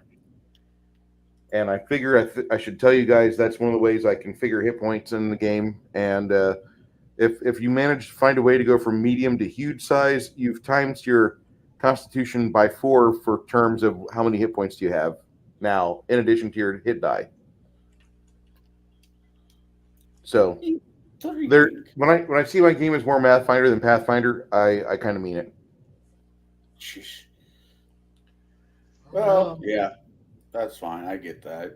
Not as bad as, let's say, Pathfinder 2nd Edition Mathfinder. Fuck. That's like, You're going into a room that's got a smoke effect in it, and you're currently hasted, and here's some other conditions for you. And I just watched Connell have a smoke come out of his ears. That's first. That's first. You can stack all that shit together. Look, Pathfinder 2 front loads all the math. Once you get through that initial math, you're just coasting for the rest of the time. That's true. I'll give you that. That's very true. Then again, what do I know? I was only in 1 edition campaign. I got kicked out for being a racist liberal. I'm not going to bother to run that engine. So, I got to ask, Jade, you said you enjoyed it pretty well. Shadow, did you enjoy the game? Sure. Okay. It was, to be honest, though, it wasn't. It needed to be longer or more session 0 to get everything down. 4 hours, and it's not just your game. Barons also needed more time to really get the feel of it.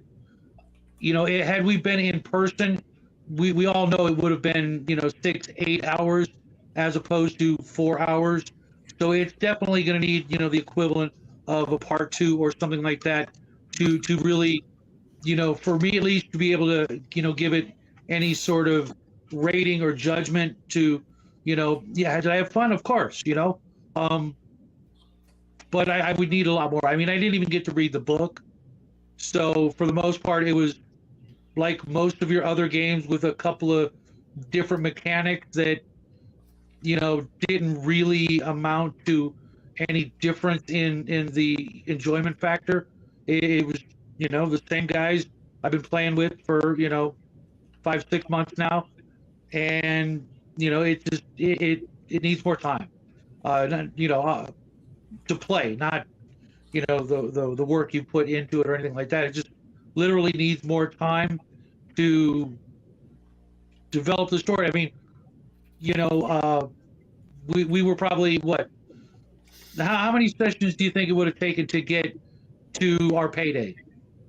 Probably about, I'll just be honest, I think about 8 sessions you would have been able to get through your payday, but it would have covered multiple months. Now, 8 2-hour sessions or 8 standard Bruce 8-hour sessions? 8 2-hour sessions. Okay. Because I wouldn't be having you guys go through the Tolkien-esque, all right, let's roll for random encounters. Okay, that's great. Okay, let's roll for random foraging. What do you hobbits find today? All right, that's great. What's the weather like? Let's get out our hex mapper for the weather pattern. And I don't want to do all that. I would rather not quote unquote tell a story, but I have a set of events that I want to get to, and between the quote unquote the events or the catastrophic events, I want to make sure that I have players that are fitting into their characters like fingers into a good old glove.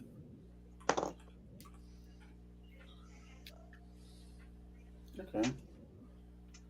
Does that make sense? Yeah. Yeah. Thank you. Okay. Legion Math says the GM's Alcove is running a great game of PF2. I can't believe I'm typing this. I played in the last session. It's on his channel. That's good to hear. I'm glad to hear that Max is finally getting to play games. Sorry that it's on the internet, but I'm happy you're playing games, Max. It's a fun game. Yeah. There's too many people out there in YouTube land whose real hobby is YouTube and not actual gaming.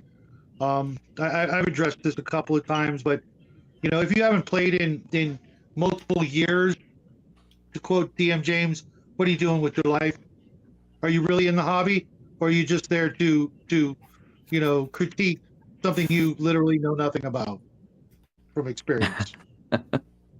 That's what I've been doing for the last year now, is helping other game masters get their tables underway while struggle busing to get mine underway. I'm running 2 campaigns, one with a full woman crew, which is awesome, and one with a group of people down in Tennessee and other places. Between the 2 tables, they're both headaches in their own way, but I wouldn't change a thing about them. Although I need to watch more Xena. Wait, did you just say I need to watch more Xena? Yeah. Hey, Baron, do you have Xena on the Plex? I think so. I think you do. Yes, the answer is yes. Yeah, I've seen it. Okay. I'll start watching. Not that I've watched it. I remember seeing it on there. I've literally never seen a single episode of Xena. It's entertaining. Eh. Neither have these women, It's okay. so it works. Yeah, it's okay. I mean, I've seen. Legion says, I'm there to critique something I've done and continued to follow for 40 years. Not playing the game at this moment doesn't mean I forgot to play tabletop games. Oh, that's true. And just to help out, Plady made a discussion piece about mounted combat. It's supposed to be more useful in mass combat. I know it's a faux pas, but D&D 4th edition was great for mass combat, mounted combat, followers, and leadership. Probably was. I never played. I'll never know. I tried it. I tried it once. Oh, I was at somebody's house. There was a very cute girl that was very much more interested in the game. I will ever go back to playing 4th edition? No. Like I said, I'll never know. I never picked up the books. 2, I had no interest because I was already involved in games that were still set in 3.5, and by the time those wrapped up, 5th edition was coming out. I mean, to be fair, that's the honest to God truth. Right. Like, I was playing either 3.75 because we were using Pathfinder 1E skills. Right. And we played that game for so long that not only had 4th edition come out, but it had end of life, and 5th edition was coming out by the time we wrapped up our 3.75 game. It felt like when Pathfinder came out, especially for our group, switching us from Pathfinder from 3.5 was kind of pulling teeth, because we all looked at the book and like, this is really overpowered here, overpowered there, overpowered here. Then, well, here's the options: 4th edition or Pathfinder. Pathfinder looks amazing. There were some things about Pathfinder I really like. I'm not going to be able to not say that. I've ran the game for the past going on 14 years in August. Blaine is Chymerion's the one that I blame for this, because we were talking about 3.5, and he's laying on the couch, sitting on the couch. He's like, "Well, you guys know that like they've got a beta test for their own system, right?" No. Yeah. Well, Paizo's writing. It's just a more beefier version of Pathfinder of D&D, but it's called Pathfinder, and it's really a good looking game. We've kind of ported it over to it, and it's a lot better than 3.5. What? It's a lot better. Honestly, it allowed me to easily convert over all of the White Wolf's D20 stuff, all their sword and sorcery material, without having to do this whole. Well, it's a little more overpowered than the basic classes, and now I'm like, now it's on par now. So some of my players are like, "Hey, can I play this class? Was it from Sword and Sorcery?" Yes. Oh yeah, it's totally okay now. Just go ahead and run it. It's totally legit. And they're like, "Okay, cool." And at that point, I was able to go, and Wheel of Time with a little bit of buffing. Wheel of Time's now playable. And I started to pull out all these books with a little bit of editing, going, now this is all playable without having to go, it's all overshadowing the player's handbook. I'm like, fuck. I think, what sold me with Pathfinder was my character named Benny. He was a rogue alchemist.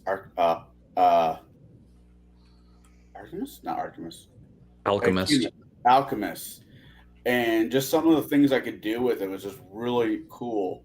And role-playing that character was kind of, if you saw The Mummy, you know what Benny I was playing. I'm about ready to get eaten by something as I'm moving through all the religious items. Achoo. But I don't know. I think most systems, even systems that come from shitty companies, have one or two shining gems a part of the system. But at the end of the day, they still come from shitty system companies. Like I'm really not sold on Paizo, but I really liked their first version of Pathfinder quite a bit. I didn't like their second ed Pathfinder. I think it's a good game if you want to play a more balanced version of a D20 game. I think it's good for that. That's about all I can really say. Well, even your game was balanced. Jaide, St. Kai rolled amazing, and Jaide, rolled like Jaide. Yeah. So even that was balanced. Yeah. Which is why I wasn't so upset about taking a bard. Playing the bard was great for me because I didn't have to do a lot of rolls. And what rolls he did do only shot one person in the back. Oh, no, that wasn't my character that did it, so I'm okay. I think the last spell I cast in that campaign was protection from arrows, not the enemy's arrows. Got some chat going on there in the chat room, and Crafting Gamer says, I have not played in over a decade, not because I want to play, but because almost nobody where I live plays Palladium. And the group I tried to start up 3 years ago abandoned me for a novice DM. Crafting Gamer, I honestly think that if you throw a few invites out there in our various affiliates, our friends at Legion of Myths channel, go to Tin Cars, he's got an adventure recruiting channel. And as much as I know this sounds like poison, check out the Rifts Discord. in their LOM and they're looking for group people, and let people know how to reach you, how to get in touch with you, and I would honestly believe that you would have some good luck with that. Not everybody in their Discord is a woke piece of crap, I'm sure. I wouldn't let people know. Oh yeah, I belong to Legion of Myth. I wouldn't let people know that, because that seems to be a bigger dog whistle than when people hear Connell say, "Yeah, I know Bruce. We don't want you. We don't want you in our group. You know who Bruce is. Fuck you." You know that. Don't worry about that. Don't let your affiliations get you down, because at the end of the day, I want you to be able to sit down for a game, and I want you to be able to play the game you want to play, not be the one that you're forced to take because, well, I can get people for 5th edition. I don't want to hear that. There's too many good games out there that aren't getting love. Yeah, Crafting Gamer, get in contact with Mac. He probably knows the best Palladium players out there that are looking for players online, because let's face it, most of us live in hundreds of miles away from each other, and for the entirety of most of this year, I think April or May will be the anniversary that I met most of you guys through thanks to Grim Desay and Cal Vanoni, and I've been in probably like 20 different games over the course of a year. I'm in half a dozen right now on a weekly basis, and gaming online is got so many unseen perks that most people don't weigh, I think, appropriately versus playing in person. To be honest, I don't have people in my house. I just don't. Going somewhere to play, that's a lot of work. But clicking 2 buttons on my tablet to enter a game, far better. And you're going to meet, I hate to say this, but kind of a better class of gamer online, because you can kind of pick and choose easier. Everybody here in the panel, and most of the people in chat that I actually know are here because we're actually looking for the best kind of gaming experience, not just whatever's at the local gaming store. You might meet some cool people, but the odds are stacked against you when you go to whatever's nearby versus it's kind of like online dating. You can kind of look for certain qualities, but if you're at a bar at 2 o'clock and you've been drinking, you're going to go home with whatever's available. Yeah, it's funny how everybody's looking at the upper right hand corner for some reason. Mostly because he's single and everybody else here is not technically. So there is that. But I've been there, and to be honest, I wouldn't have met any of you guys had it not been for online gaming and the internet. So give it a try. You can always just ghost them. True. Yeah. Flady says, I found mounts are needed due to long travel. The campaign, the characters should be assigned that portion of their build. And if you have a walking tank with elaborate heavy plate, you should have retainers assigned to help with that, or the characters are close and proficient in assisting. Very important. Very important. Yeah, personally, I think mounted characters in combat are ignored or avoided because the blame falls squarely on the DM. They don't know enough about it, and they don't want to take time to learn, and thus they just make it not a thing when in fact it should have been. Think about the Lord of the Rings. How much faster would that have story gone by had they had horses? Well, hold on. Well, they did up until a point. They did. Or they just took the Eagles. Fucking Sam bitched. I mean, bitched about having to give up his motherfucking pony. I had to listen to him bitch for 2 fucking chapters about a goddamn pony. Bill the Pony was cool, though. He knows what it's like. That character actually had an affinity for animals and the basic compassion for another living thing other than himself. So I bet he did have an affinity for animals. Flady says, I'm a Oh, hey, no, it's crafting Teal gamer. 1. I'm pretty rusty, so the current game is kind of rules light, but I'm looking for a fourth. We're using Discord now. Crafting gamer, touch base with Flady, because Flady is using Discord to run a game. Climbing That Mountain says, my OSE characters are based on Shadow and Bruce. I have fun. They're still alive after a few months in, so they're doing pretty well. Flady says, Shadow should start a campaign for Shadowrun called Shadow and Run. You know, Flady, every time somebody uses that word, I get a nickel, right? Bravo, Flady's sir. like, Bravo. I recommend watching old episodes of Glow from the 1980s. Ooh, I feel a zit Hot. coming in. Never even heard of it. Oh my god. It's trash. Normal play. What was the other one? Oh, it was a really weird show. They tried to reboot it in early, the mid to about 10 years ago. The Tomorrow People on Nickelodeon. Okay, I don't watch No, Nickelodeon. never had cable. It was just a weird show, and it was when I was a kid. That's and right. I Never had get cable. that normal response. We don't know what you're talking about, Mike. Oh, okay. Still don't have cable. I'm good with that. Jeanette says Discord's not good for Let's Plays. Please announce your intent there, though. There is a LFG channel there. The community Mhm. Discord's attacking me in the Savage Rifts channel because they're butthurt over the conversation with Sean. Aww. Did people get their feelings hurt? Yeah, just don't mention Legion of Myth. Seriously, do not mention that because that'll be a problem. That's a death knell for trying to associate with people from there. I can't even imagine why. Well, I mean, he does have that nice shirt to tampons of the coast and seems to piss off people. I make my bed and I have to lie in it. I see I thought that that got taken down. as a bonus. You like I said, weed out the people you don't want to hang out with, and if they're going to weed themselves out, that's even better.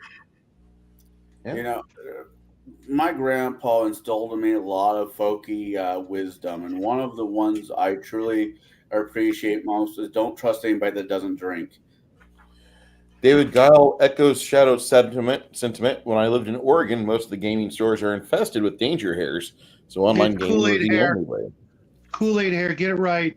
Danger hair, Kool-Aid hair, same thing. We identify. That's a dog whistle for me. Like, whoa, danger hair. Nope. How do you? 50. How do you feel about women who believe in flat Earth? I don't believe in them. Wow. Don't feel bad, Jade. I only roll well with D6s. Yeah, Flady's going to take my spot at the Warhammer 40K table. That's fine, Flady. My dice don't roll well.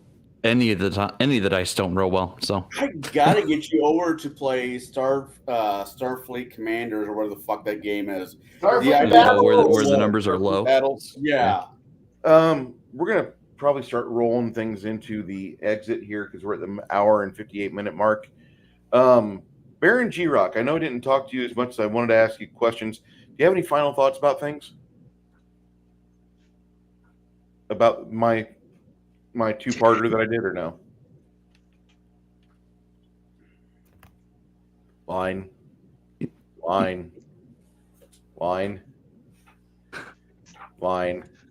For Baron a second, G-Rock. I honestly Is thought he he was frozen? I know, I thought the same thing. Nah, he's just messing with us. He's fucking with us. Oh, okay. Okay, Baron G-Rock, do you have any upcoming videos you'd like to advert on us while you've got this moment? Not this time. Okay. Hey, Connell, the Cigar DM. Coming up on your channel, what can we expect, sir? I will probably do. I no promises, but I'll probably do another hanging out, talking BS and with Omen Al if I can get him or whoever I can get to show up. But on Sunday, the most holiest day of the week, so I've been told, we will be talking about not one, not two, but the 10 Commandments.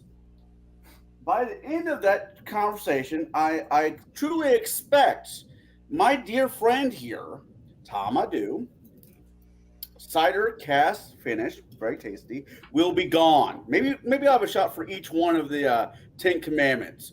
Thou shalt not, whatever. That's what we'll be talking about because we're talking about the 1958 drama classic, The 10 Commandments, with your buddy and mine, good old Chucky boy, Charles Heston. You might know him from other movies that people might give a shit about, like Planet of the Apes. He was in True Lies. True Lies. Planet of the Apes, I want to say Planet of the Apes, the first one and the second reboot where he was playing an ape himself.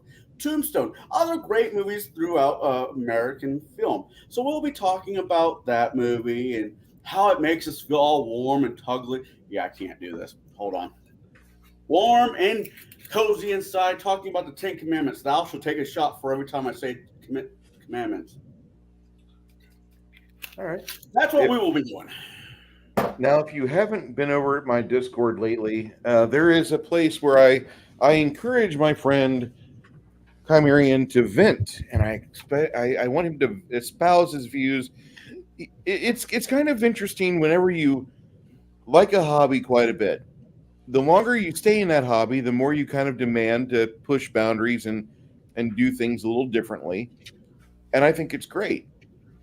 Kai's got a spot called Chymerion's Musings, and if you are ever needing to have just a debate or discussion, I encourage you. In fact, I've had people say, I took down some comments in your Discord because I thought they would cause problems. No, dude, we're free speech. And if my Discord gets shut down, we go to Gilded.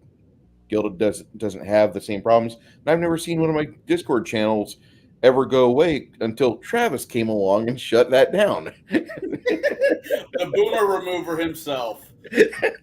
But I encourage you guys to go over there and have discussions. And it's a good thing to do that because I want to have game theory discussions. I really do. I like getting in the weeds as to why we have certain conventions for these funny little math click clack rocks. I think that's very important. So there's a link in the Discord or link for my Discord right there. If you want to see what Kai's been talking about in his off time, it's all there. Kai. Yeah. You all right, buddy? Yes, I'm just trying to compile approximately 20 years of notes into a document that's readable by human beings. Oh, God. We're screwed. Okay. Hey, you're making some lazy-ass goddamn assumptions about races, and by God, I'm going to tell you how you're fucking wrong.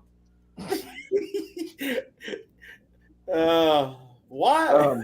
Look, you put a smooth brain, no thought answer out there. I will give you a fuck you answer. It's gonna. No. What people need to be looking out for. Hold on. What people need to be looking out for is I don't know when it's going to make it work, but me and St. Kai are going to have communion at a movie theater. We will be doing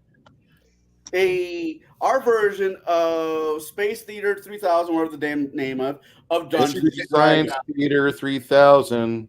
Right. So we're going to go watch the movie, and sometime when it works out for both of us, hopefully that week, me and Kai will do a stream where we were talking about our views, our inputs on the movie, and what we think of it. I think it will be a blessing, a blessed time. I'm shooting for the week after Easter, Sunday morning, earliest showing possible. We'll figure out what theater to go to, and because this Sunday, unfortunately, I had to move a tree that's being cut down, and next Sunday is Easter. I guess some kind of event or something that's important to certain people, and foolish people. I That know. means they can eat again. I kind of like the event, but go ahead. You can knock it if you like. I'm still going to enjoy this. Eggs? Why do we hide eggs? Realistically, we should hide the fucking ham. Nobody wants it. It's a ham holiday. Thank you. It's my favorite. Not hide the fucking ham. Hide. I mean, if you've got a wife, you can hide the sausage. But I mean, you know. But no, or in Connell's case, someone else's wife. Well, with brutal honesty, it's like my next free day. My next free day to go watch a movie will probably be Sunday in about 2 weeks. the week after Easter, so that way we can actually get out to the movie theater and actually watch it. And by then, hopefully, it will have bombed, but haven't left the theaters yet, so we can get there and have an empty theater. I don't want it. I really don't want it to bomb. I know that sounds really weird. I don't like.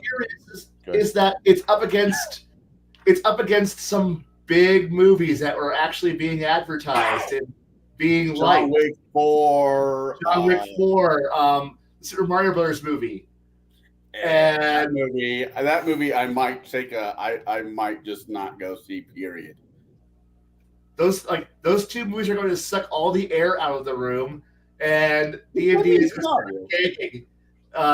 gagging for failing con score checks till it passes out, and we should have an empty theater. The only thing I'm saying, and Climb That Mountain says, don't wait too long. It's going to be a short run in theaters. That's fine. I like bad movies. I have Hawk the Slayer on DVD. Yeah. So wow. I'm just going to say that even if they did cut the main character, Chris Pine is useless in combat, that's cool. That's fine. I don't give a shit. He's a bard. I don't ever remember a bard before 3.5 in Pathfinder being worth a shit, except for, hey, give me a +5 on my to do whatever I want list. So that's... You missed out, Bruce. AD&D bards were incredible.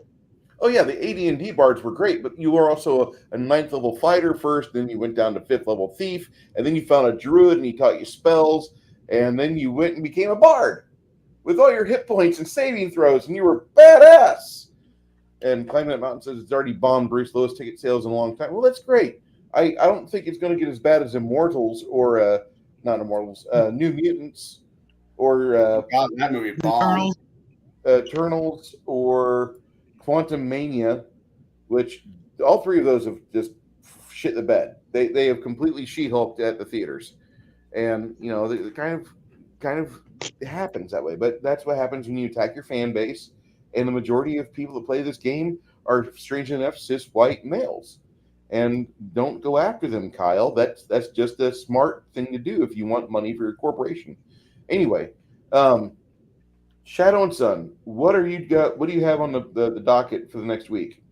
If you don't want to share, I get it. But if you'd like to share with us, this is that time to pimp yourself out. Hopefully tomorrow I'll be hanging out with most of you guys and Max on Legion of Myth. I haven't been able to attend in months because I've got a regular Friday night game that's at the exact same time. So hopefully I'll be able to do that. Then of course, Connell and my son and Mark from Mark's Genre Mixer, and if you haven't gone and checked out his channel, go check it out. And Omanal, of course, will be reviewing 10 Commandments. Hopefully Sunday we'll be doing maybe a painting video.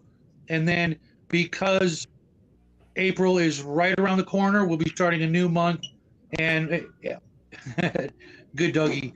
Every April we usually do a Western themed month, and Connell's been gracious enough to put Westerns in the docket for most of April, so we'll be watching some great Western movies. But on my son and I on our channel, we will be reviewing a bunch of great classic Western RPGs, some miniatures, doing some crafts. So if you're a fan of the Old West, come check us out during April. Sounds like a good fun time. Jaide, I know you haven't been doing uploads on a quote-unquote regular basis lately. What are you working on? What's your main focus right now, if you don't mind me asking? Because I know my main focus. Yeah, so my main focus is actually kind of running the. If you're not aware of it, I behind the scenes I'm running Gatekeepers. If you are aware of it, awesome. Thanks for watching. Thanks for tuning in. I am trying to get more faces on panel. It's a little difficult to nail that down, but every month I talk with the Gatekeepers, the other fellow members, and we set a schedule for the month, and then whatever episodes that are going to appear on my channel as as me running the topic, I put as much effort as I can into that content specifically. So that is where my focus has been. Plus, I'm also writing my own setting for Index Card RPG. Modded Index Card RPG. But then again, what Index Card RPG game isn't modded? Because that's the whole point of Index Card RPG is to do DIY your games. That, and I'm going to be setting up a in-person game at a local game store in my town. And that's going to be coming up in April. So I'm going to be looking forward to that too, meeting new gamers and, having a good time, kind of getting out into the community and, experiencing other players. So that sounds like a lot of fun. Next week. Yeah. Next week, I need to know what we're doing next week. If we don't have a topic for next week, I'll figure out something, but what were we bumping tonight so we could talk about the aftermath of last week's alpha test? I believe, Garrett, correct me if I'm wrong, tonight was originally scheduled as advice for new game masters. Is that correct? Yes, but I think we flip-flopped some stuff around because Shadow wasn't here that one in between. So that's what kind of threw our schedule off. So that's fine. I mean, I'd rather him go celebrate his son. I initially I thought like I really appreciate that guy. But no, the thing is that like he's got a school that just doesn't have forward thinking, and so they give you like a 3-day notice. Oh, you've got to do this banquet. What? And Jaide, to be honest, it could have easily been my son neglecting to tell us as much as the school. The school is actually a really good school. I'll tell you guys about that later. But it is a really good school, and he, if he can make not only honor roll but second lieutenant in his first year of high school, they clearly see his potential, and I'm gonna try and keep him there as not as long as possible, just 3 more years. 5-6 years of high school is not okay, no matter what your mommy tells you. Very true. I've been cued by a site before this. Tomorrow night on FNCS, math is going to be hard. D&D is a VTT, and traumatized players, which I think I might do a video about how much I want to cause PTSD in the new gamer community as much as possible. I want these guys that are out there saying, character death is character death. Characters should not die. Characters should live forever. Once you create a character, I think this is a problem endemic with the mentality of these D&D grognards, because they have challenging encounters, and these orcs just spearhead the player characters after they do a charge. It's terrible. I gotta tear after this fucker. I really do. All right. No, it's traumatized players, not traumatizing players. I'll do that though. I want to do this. Well, you can do both. You can do half and half. The only person that can truly traumatize a player is a person who we all know, and this will get me in trouble, that showed up at one of his campaigns in a dress. Underneath the dress, he finally informed to us he was wearing a diaper. I take that back, because I think you around Christmas time traumatized at least Shadow.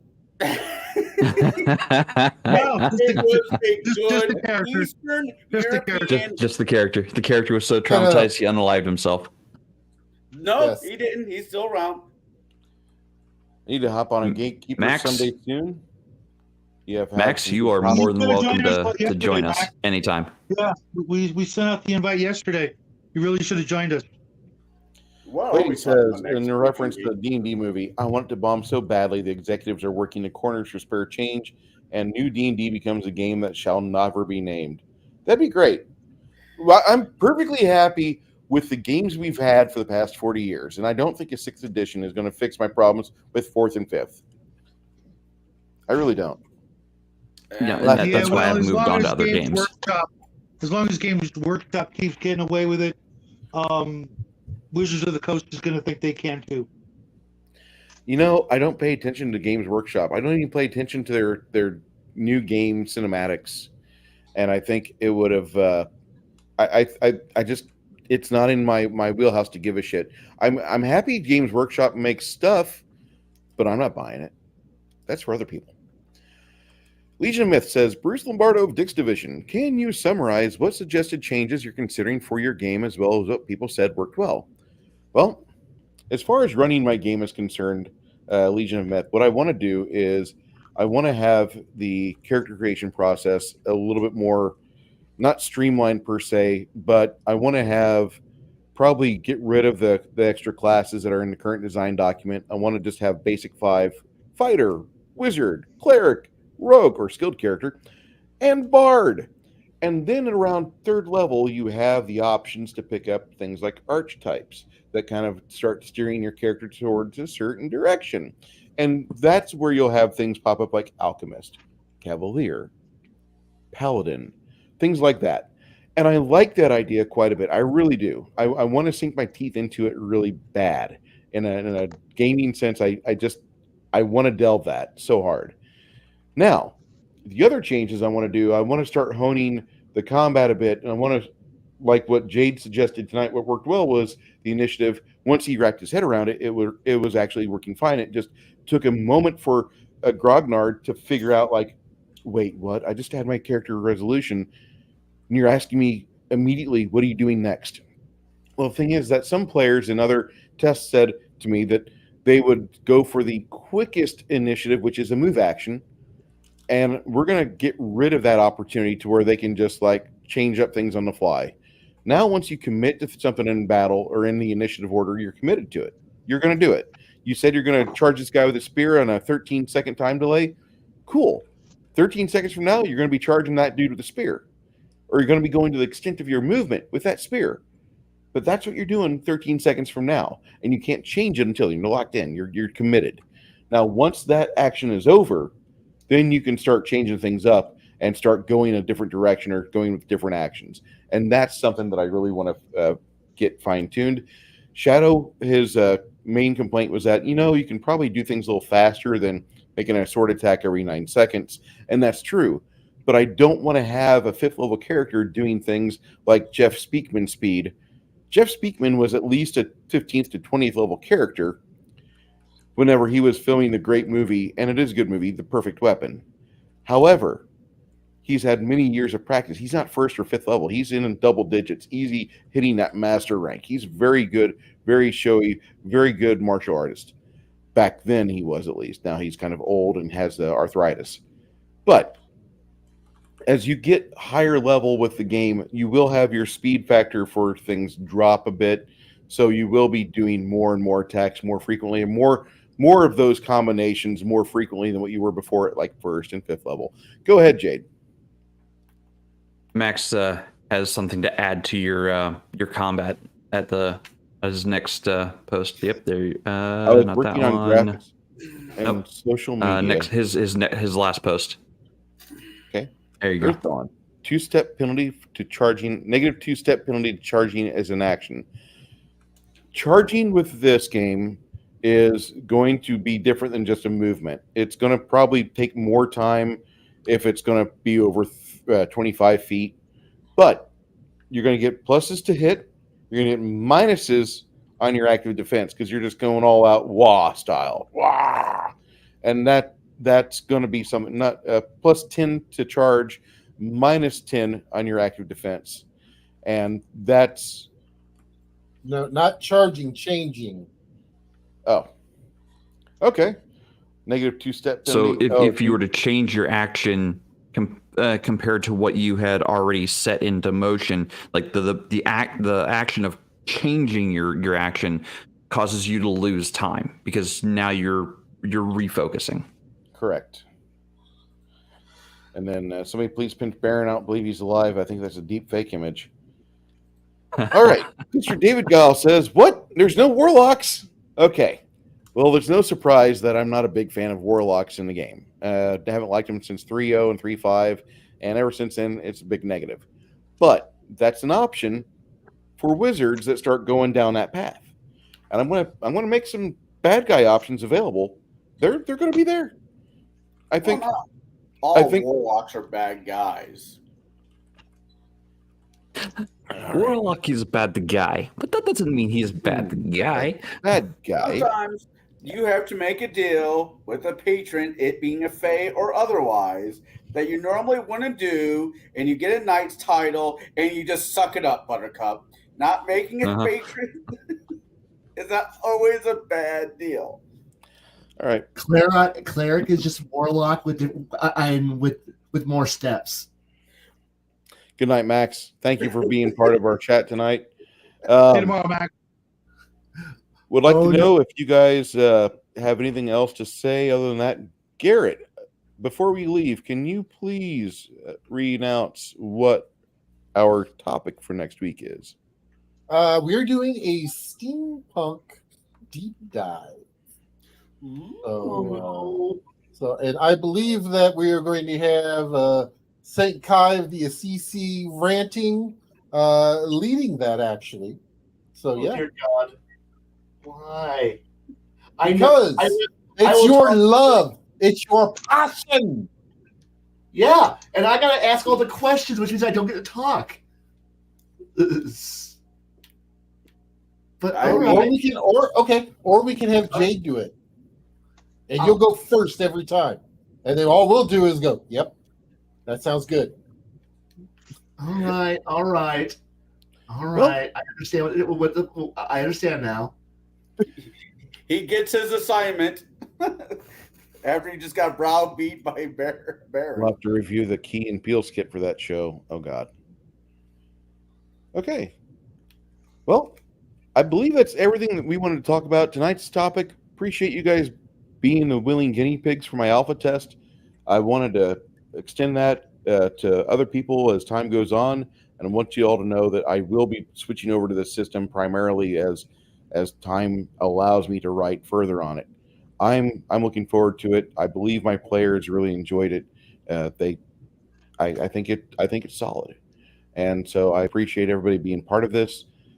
From all of us here at Tablebreakers, we wish you all a great evening. Have a great weekend. Today is Friday Eve. Enjoy yourselves, and I will talk to you soon.